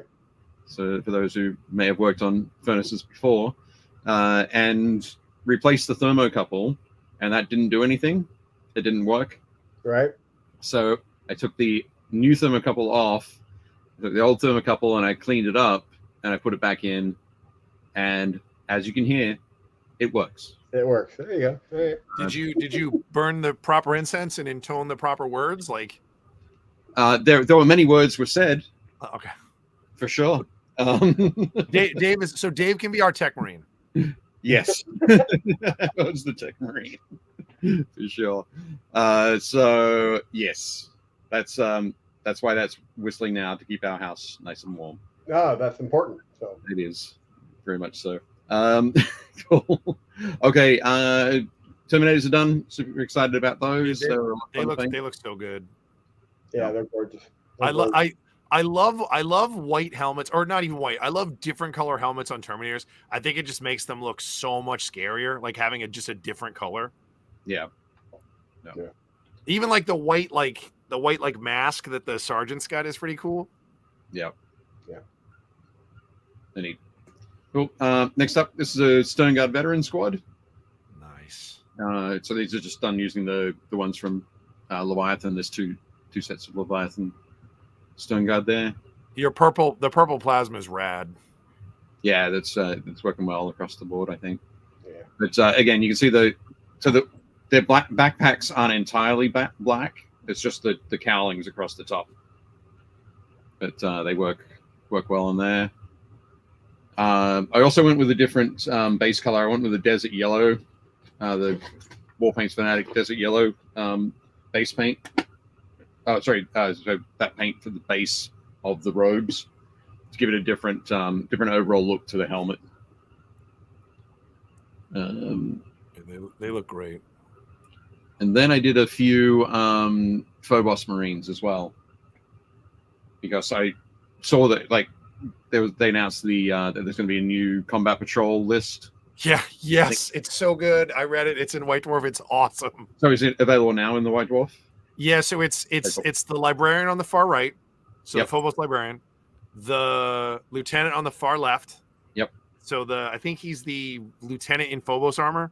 Yep. And then it's 10 in cursors. Yep. And then 3 Suppressors. yeah, 3 suppressors. Like it 10 infiltrators, yeah. Yeah, infiltrators, sorry. So but like the cool thing is because the infiltrators have the combat rule, you can split them into squads of 5. So you Right. put each of the characters with a squad of 5, or Okay. you put all 10 of them with the lieutenant, and you leave the lieutenant with the librarian, and you leave the lieutenant on his own, because the lieutenant has lone operative, Okay. and then the librarian gives them shroud.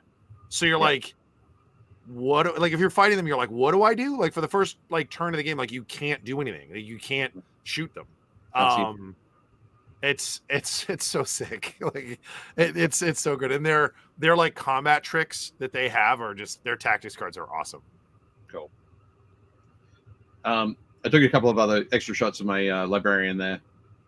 nice. So, again, I did that forge metal look on the sword, Yeah, I like the sword. It looks great. and the his coat is the same as I've done for some eliminators. So, and then I did there are the 10 infiltrators for that combat patrol. I went with a white arm for the guy with the medi glove, whatever it's called. Was it the Helix something? Helix, yeah, Helix Gauntlet, yeah. Helix Gauntlet sounds much more 40k than medi glove. I love these models. One of the hardest things about these models is storing them because their antennas want to break off all the time. Right. Yep. I think I might have to go through and like put magnets underneath them. Just have them on a magnet tray. But yeah. So with those guys, and then yeah. So here's some eliminators. Nice. With sniper rifles. And I think I mentioned earlier that I took the las fusils and stuck them onto Phobos armored guys to make myself another squad of eliminators. Ooh. You had an extra backpack for the guy on the left with the camo backpack? Yeah, there was a jumble of stuff that I ended up with at some point, and I wish I hadn't done that, because if you'll see that I've got a guy with an eliminator backpack there. Oh yeah, it's a long story. Just break them off, just swap them. The funny story with these guys is that the guy on the left, I've had him for about 3 or 4 years. Some friends and I were going to do a kill team thing. That's when the Marines could be from like any different unit rather than all having to be from the same unit type, or whatever. So I had one eliminator, sorry, just him. The guy on the right is the one from the Heroes pack, like the special edition guys, and the one at the front is one that I picked up off eBay, just a single model, but he had a regular Space Marine backpack, which is even smaller. So, but of course I got them after I'd converted these guys. Nice. Yeah. Yeah. Yep. Patrick said cicada outbreak news last week and home heating repair this week. This show's got it all. We try, Patrick. We try. And I think that is it. Yes, there we go. Hey, Dave, before we start day 2 of your painting, I need to take a break. I'll be right back. Okay. there's day 1. We're getting ready now to do day 2 of Dave's painting. So no. And so for next up is things like so basically my Dreadnought posse are next. I've got 2 Brutalis, a Ballistus, a Redemptor, and 2 of the funky Invicta tactical war suits. So again, like we talked about, so it'll be the 3 of us against Dave at Adepticon, because Dave is bringing a 10,000 point list. I'm not going to bring it all. I won't be able to fit it into like any sort of packaging. I'll have to ship it. Yeah. But no, John has to pack up 7 models. Yeah. Dave has to pack up like a Winnebago full of army, and then yeah, it's a fair bit. But I'm just enjoying it so much. It's a lot of fun. I mean, for sure. It looks great. Like it's a beautiful. Come on, great. I'm not sure if this is going to show up, but also on the back of the. Oh, very nice. That's nice. Yeah, I like that. It's a detail a lot of people don't usually do, like the backs of banners. Yeah. I even while watching Dave, I came up with a scheme for my Terminator, so I'm going to see how that looks. So I'm going to play with them this weekend. Awesome. Cool. And also I had a lot of fun with his cloak. It's like a black cloak with a little. Very nice. That highlight's awesome, and that edging is great. Very nice. Looks very cool. So how many more updates are we going to do? How many more months do you guys want to keep building? We have what, 3 more? 3 more shows. 3 more? Is it scheduled? Yeah. Okay. Yeah. So because I figure I think I have the most, like, I basically I'm an episode behind basically because of the move and then getting sick. So if I can paint extra this time, I'm gonna try to get caught up. All what I have left is okay. So I have the 4 tanks. I have to do 2 lieutenants. I have to do 2 like sanguinary priests that I have to convert because the old one's the wrong size and he'll look stupid, so I have to convert 2. And then I've got to do a 10-man Death Company unit and a 10-man Assault Intercessor squad, and that's it. Right. Cool. But I mean, the rest of you guys are in the home stretch. Like Dave's got 4 dreadnoughts. So after tomorrow, he'll basically have like some script work to do. John, you've got what? You've got 2 more armigers and then 2 more big guys. Yeah, and they're all built. I just need to, once I get into like the assembly line, it should be pretty fast. I'll probably have time to paint some infantry. I'll do like some assassins, I think. Yep. Some stuff like that. Nice. You're gonna do the cool Vindicator and like the I have one. Oh, dude, that model is awesome. He is very cool. Yeah, I'm definitely gonna do a Calidus. She's just like in gameplay purposes, she's really good with knights, I think. Yeah. Some other stuff, I don't know. Maybe some cops. Might do like an exaction squad or something. Nice. Excellent. Nice. Okay, let's jump into models from the community. We'll run through this quickly. I think Josh might have to go soon for his Twitch stream, but let's jump in.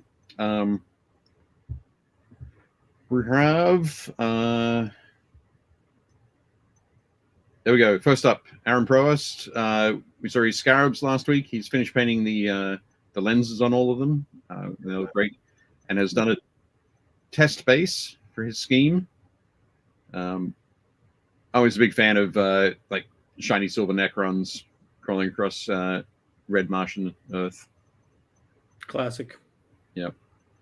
I think that's You dig gonna look great. Cool.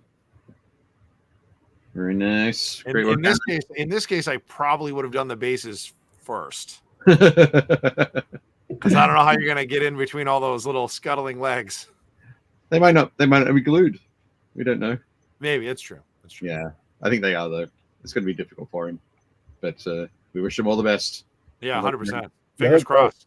They look great. Woohoo. Next up, we've got Bayard's Revenge from Chris Gorka. He hates that orc. Yeah, really. It was Not a fan, yeah. somebody said it was emergency tracheotomy. Yeah. But, Yeah, yeah, he's just helping this guy. yeah. He helped him out. I'll get this sword out. Don't move. I'm trying.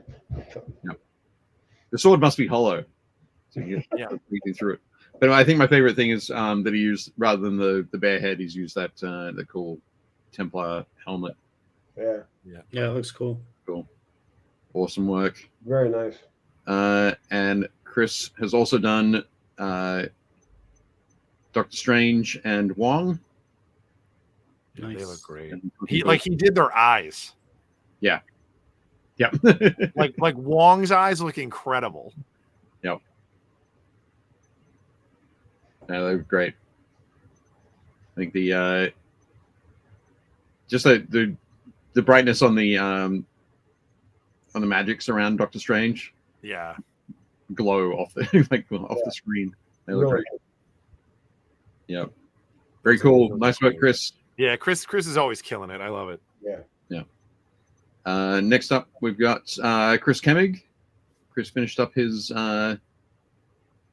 standard bearer Very nice. for his Imperial Fists 30k army. Yeah, it looks super cool. Those are great. I like that little hint of red on the base. It goes well with the cloak and stuff. It's cool. Yeah. Yeah. Yeah, it like warms it up. Mm-hmm.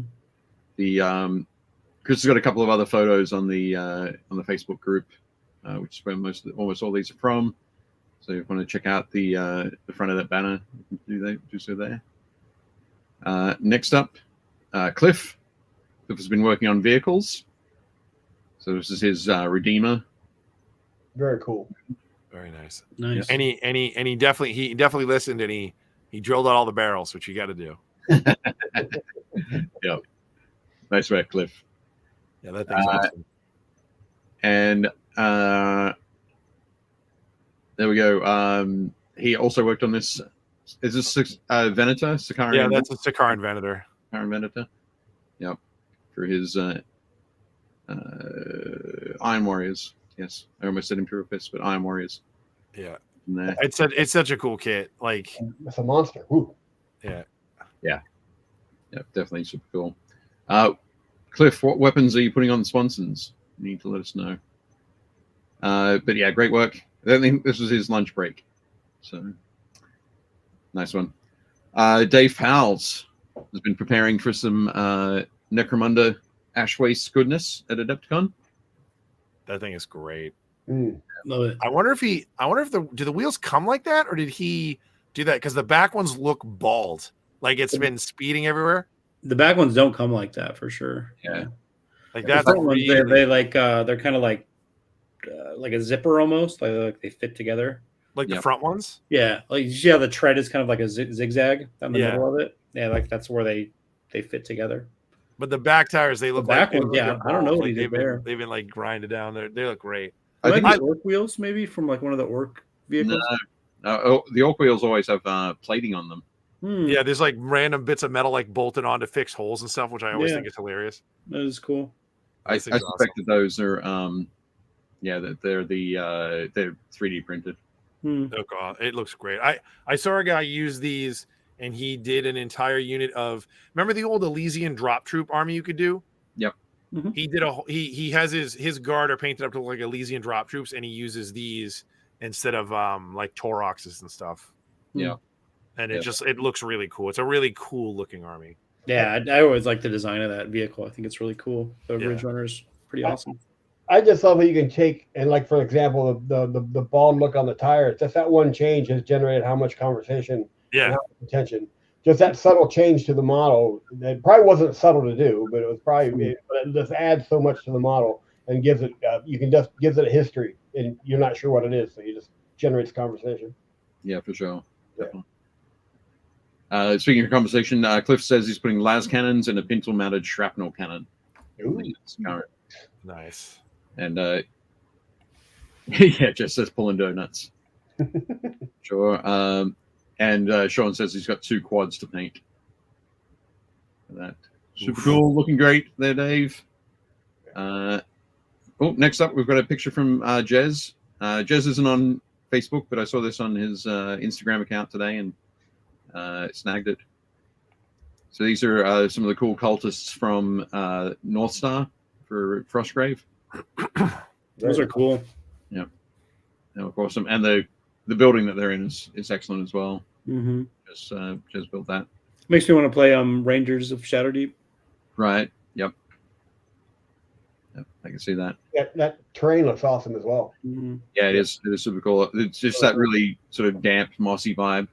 Yeah, Yeah, it's awesome. It's really cool. These are super cool. stonework is real good. I love the weathering, the effects on it looks really good. Yeah. Awesome work, Jez. Great. The guy in the back right looks like he has the skull from a Nurgle plague bear. Like, yeah, it is. Yeah. Yeah. Yeah. I think you're right. From the skull sprue. It's great. Jez says they're getting used for ranges of Barrett wood. Oh, okay. Oh, nice. Yeah, excellent. Spending up some more reinforcements for his Sons of Horus. Killing it as always. Yeah, that's so cool. Yep. John Blanche is probably a big fan. Like Mm-hmm. I think so. he does so much like great little like work with like decals and like freehand stuff, like all the little individual like squad markings and like all the heraldry shields and stuff, and Yep. like it's so subtle, but it makes such a huge difference. Like these guys look like they've been on campaign for years and years and years. Yeah, they look fantastic. Awesome work, Christian. Yeah, those are awesome.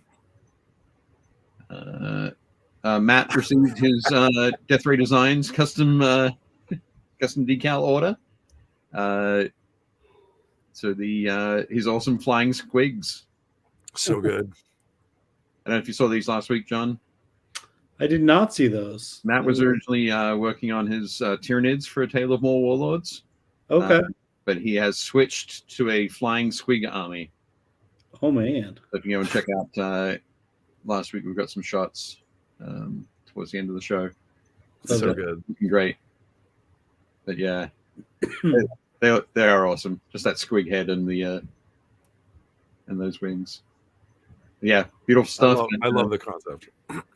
Excellent, and obviously super quick turnaround there from Death Ray Designs. Yeah. Nice one. Yeah, Joe from Death Ray is in the chat. So Yep, very nice. But yeah, looking great. Next up, Michael Kilbride.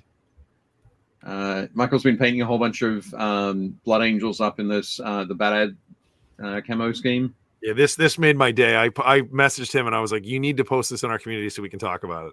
Yeah, it's super cool. It's absolutely awesome. Beautiful homage to that old. I remember that old guy. Yep. He's so tiny now. Mm-hmm. He did such a great job on the face too. Like that Marine's face looks awesome. Yeah. Yeah. No, it's all brilliant. Wow, looks great. Yeah, I very really cool. dig it. There's so much cool subtlety going on in this mini, like the rust coming up the feet. Yep. Just that And all like the chipping and stuff. Yeah. Mm-hmm. to work on that the chapter symbol, which Yeah, I'm guessing it's a decal, but it's just beautifully blended into the Yeah. Oh yeah, the one on the shoulders that's from the Forge World transfer sheet, the Legion transfer sheet. Yeah. But yeah, awesome work. Yeah, it looks great. Great work, Michael. Next up, we've got Mike Hughes. He said this is from I think Oathsworn. Yeah. Yeah, This guy looks like a chaplain. he does have that going on. If that was a skull helm, Yeah. He's got like a million candles on his back, and there's like a reliquary on his back. Yeah. He's reading from like the Book of Grudges. Yep, he's ready to smack somebody with a hammer. Yeah. It's quite the hammer too. Look at that thing. Quite the hammer. He's got his lunch in there. Yeah, that looks awesome. Brilliant work there, Mike. Yeah, very, very cool. Great paint job. I really like the colors. Yeah, definitely great choices. Not colors that I would pick for a sculpt like that. I think it's really nice that the predominant sort of area of purple is away from the yellow, away from like the gold armor. But yeah, nice one. That's really, really good. Patrick Keith, Sculpt Dude, has been painting up his Sisters of Battle. The Squad of Seraphim look awesome. Awesome. Yeah. Yeah, I like that. Copper I really gold like. looks nice in there. Yeah, his gold looks great. So now, best wishes to Patrick. I think at the moment he's probably using a broom to sweep water out of his workshop. Oh, Oh, Loads of flooding in the his Dallas adjacent place. Oh, damn. that So, sucks. Yeah, hopefully everything's okay. I mean, these guys should be safe. They're off the ground, so yeah, they should be all right. I think it'll be fine. But yeah, all the best, Patrick. Hope everything's going well. Next up, Sean Gleason. And up these Colonel. Are these what are these? those are Colonel Hunters Yeah, Colonel Hunters. with the scythes. Those sides are wild. They are very wild. Yeah. They're all like, are we the Riddler or are we like dangerous spirits with scythes? I feel like I don't see that variant built very often. I normally see like the archer variants. Yep. Yeah, Those are like the common ones I see, or maybe great swords, but not that one. I was gonna say those are the two most common. Yeah. Okay. But yeah, I think it's looking good. Yeah, very cool. Excellent work, Sean. Really cool. And next up, we've got Stephen. Who's painting up. This is a one of the Ogren from Victoria Lamb from Victoria Miniatures. Yikes! Very cool. He looks like Nork Dead Dog. Mm-hmm. That's what I was thinking. I think Victoria has a model that's very similar to Knock Dead Dog, like holding the character is protecting. But Awesome. That scratched leather on the shoulder pads is really, really cool. Yeah, it looks it really, is. really good. got that great, beautiful texture to it. Yeah, it's really well done. That looks awesome. His dirty fingernails are a nice touch. Yeah, Oh, sure. Yeah. for sure. That look great. Yeah, nice work there, Stephen. Neato. Looks great. Absolutely. Oh, there we go. Matt Bowles says he wants to see a rattling sniper next to him. There we go. And Jess says you can almost You can totally, but that's just me. Yep, looking awesome. I just gone and spaced on Steven. This Infinity? Yeah, it looks like Infinity to me. It looks like Infinity. Yeah. No, I don't think it is. Nomads, maybe. He might have used those models, but it's for it's something like Space Heroes. I can't remember the name of it. I remembered it today, but then I've gone and forgotten. Sorry about that, Stephen. But Yeah, I was gonna say that, like the three nuns are definitely from like Pan Oceania. So yeah. Yeah. It's not for an Infinity game. It's not for a game of Infinity. It's Just using those models for it. Yeah. It's like a sci-fi skirmish game. Yeah. They look cool. Yeah. Space Weirdos. There we go. Yeah, Space Weirdos. Infinity models are really, really gorgeous, but they're some of the true scale ones can be really hard to build. Yeah. Yeah. Tiny connection points. Yeah. I love their models. I'll never paint them because like they're they're metal, and B, you're like putting them together, it's a nightmare. Yeah. You're like, oh, like I have to make this giant like girl who's vaulting over a car, and her single connection point is her wrist. That's like 2 millimeters across. You're like, Yes, yeah. Yeah. And I love the game, but I was exhausted. I played in a 3-round event out in Arizona, and you do as much in your opponent's phase as you do in your own. I was exhausted after that. Yeah. There was never a break because anytime he would do anything, I had a reaction to it. It's like, holy cow! Yeah, it's a great game. And the models are gorgeous, but too much going on. Matt Bowles says Space Weirdos was the name of his high school ska band. That is awesome. But no, looking great there, Stephen. Thanks for sending us an in-game shot. And that is it. How about that?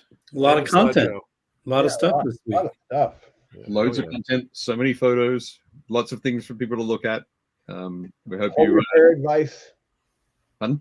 Home repair advice. The whole works. Yeah, nice. Everything. Yeah. So if you haven't heard of, if you have a gas furnace boiler sort of setup and you haven't heard of a thermocouple, I suggest you look up thermocouples and find out how to replace them. It's fairly straightforward. The tough part is you might have to do it a few times. We are a full service YouTube channel. We are indeed. For those of you at home, I'll make sure that Dave posts a video showing you how to replace a thermocouple on our Facebook page. I will share the video. Yes. Yeah. But what you guys don't know is why Dave was changing that thermocouple. 3 of the models he showed tonight, he finished as well. Yeah. I can't help myself, Dave. I'm sorry. Yeah, I actually finished them all before I went to spray team, but I didn't actually do any painting last night because I was just so exhausted after the changing the freaking thermocouple. Young painters everywhere are just distraught now that you took a night off. Oh, Jess wants to know how much damage does a night-mounted thermocouple do. We'll have to work it out. We'll let you know. Fantastic. Okay, so the final thing we need to do is go back and thank our season sponsor, the Army Painter. Thank you very much for supporting us. Super cool. Thank you. Didn't mention before they've announced the last 2 members of the factory team. There's Eric Locke from Eric's Hobby Workshop has joined them, so they have a Canadian on board, and they also have Phil the Glacial Geek from the Glacial Geek YouTube channel as part of their factory team. So super cool. They've got a lot of I think those guys are going to go into different events around across the US and Canada and showing off the Army Painter paints. So keep an eye out for them at the next show you're at. Cool. Definitely super cool. And also thank you to our new Warlords episode sponsor, Armored Wolf. So I think hopefully next week I'll show a couple, next time that we meet, which I think is, when's that going to be? It's like the 16th or something like that of February. I don't know. We'll work it out. I think that's right. But we'll have a photo or two of some work in progress on the super cool dice bags. Yeah. But, we're very excited to have Trevor and Armored Wolf on board. And Nice. Are we gonna see him at Adepticon? Oh yeah, we'll definitely see Trevor at Adepticon. Yeah, without a doubt. Next week's show we have Carl and Josh. So Carl Tuttle and Josh Sawyer from the Independent Characters podcast on the show. We'll be talking to them about how long their podcast has been running, how to keep things fresh. They're very focused on 40K and how do they keep their focus so laser tight. We'll be talking about all that sort of stuff. So it should be very cool. That'll be next Tuesday in February. Again, I think I mentioned we'll be talking with Patrick Keith at some point. We'll talk with Josh from the Crown of Command podcast. And we'll have a bunch of other stuff. I don't know. Who knows? Who knows what you'll get? Jammed so much in. Jeff, do you have any parting words? No, I'm all done. You're done. You all talked now. John Schaefer? No. Awesome. Okay, I will now get ready so that when Jake does his parting words, I'm ready to close out the show. All right, so if you're teed up, so thank you everybody for joining us. It was great to have everybody on here. The chat was super engaged, which is awesome. Make sure you guys hit the like and subscribe button. It helps us out. It messes with the algorithms. Hopefully, we'll get more attention. Huge thank you to John and Jeff for being here. Make sure you guys check out. Jeff does a show every Saturday morning. If you're on the East Coast, it's at 9 a.m. If you're 9 a.m. Yeah. And then and that's our time because they do it. They're lunatics and they do it at like 4 a.m. their time or something. No, Mike, we start at 7 Arizona time. So yeah. Sorry, yeah, right. 7 Arizona time. So if you're anywhere sort of on the West Coast, awesome. Like you get up at 6 a.m., check out their podcast. But it was super fun. Like they always cover like really good stuff. They went over all the LVO, like the teasers this week, which we'll talk about next week a little bit. We'll throw that in there. But again, thank you guys so much for being on. We really appreciate you being here. We will see you guys in a couple of weeks. And we'll see everybody soon. And as always, do not forget to build, paint, play. Yeah.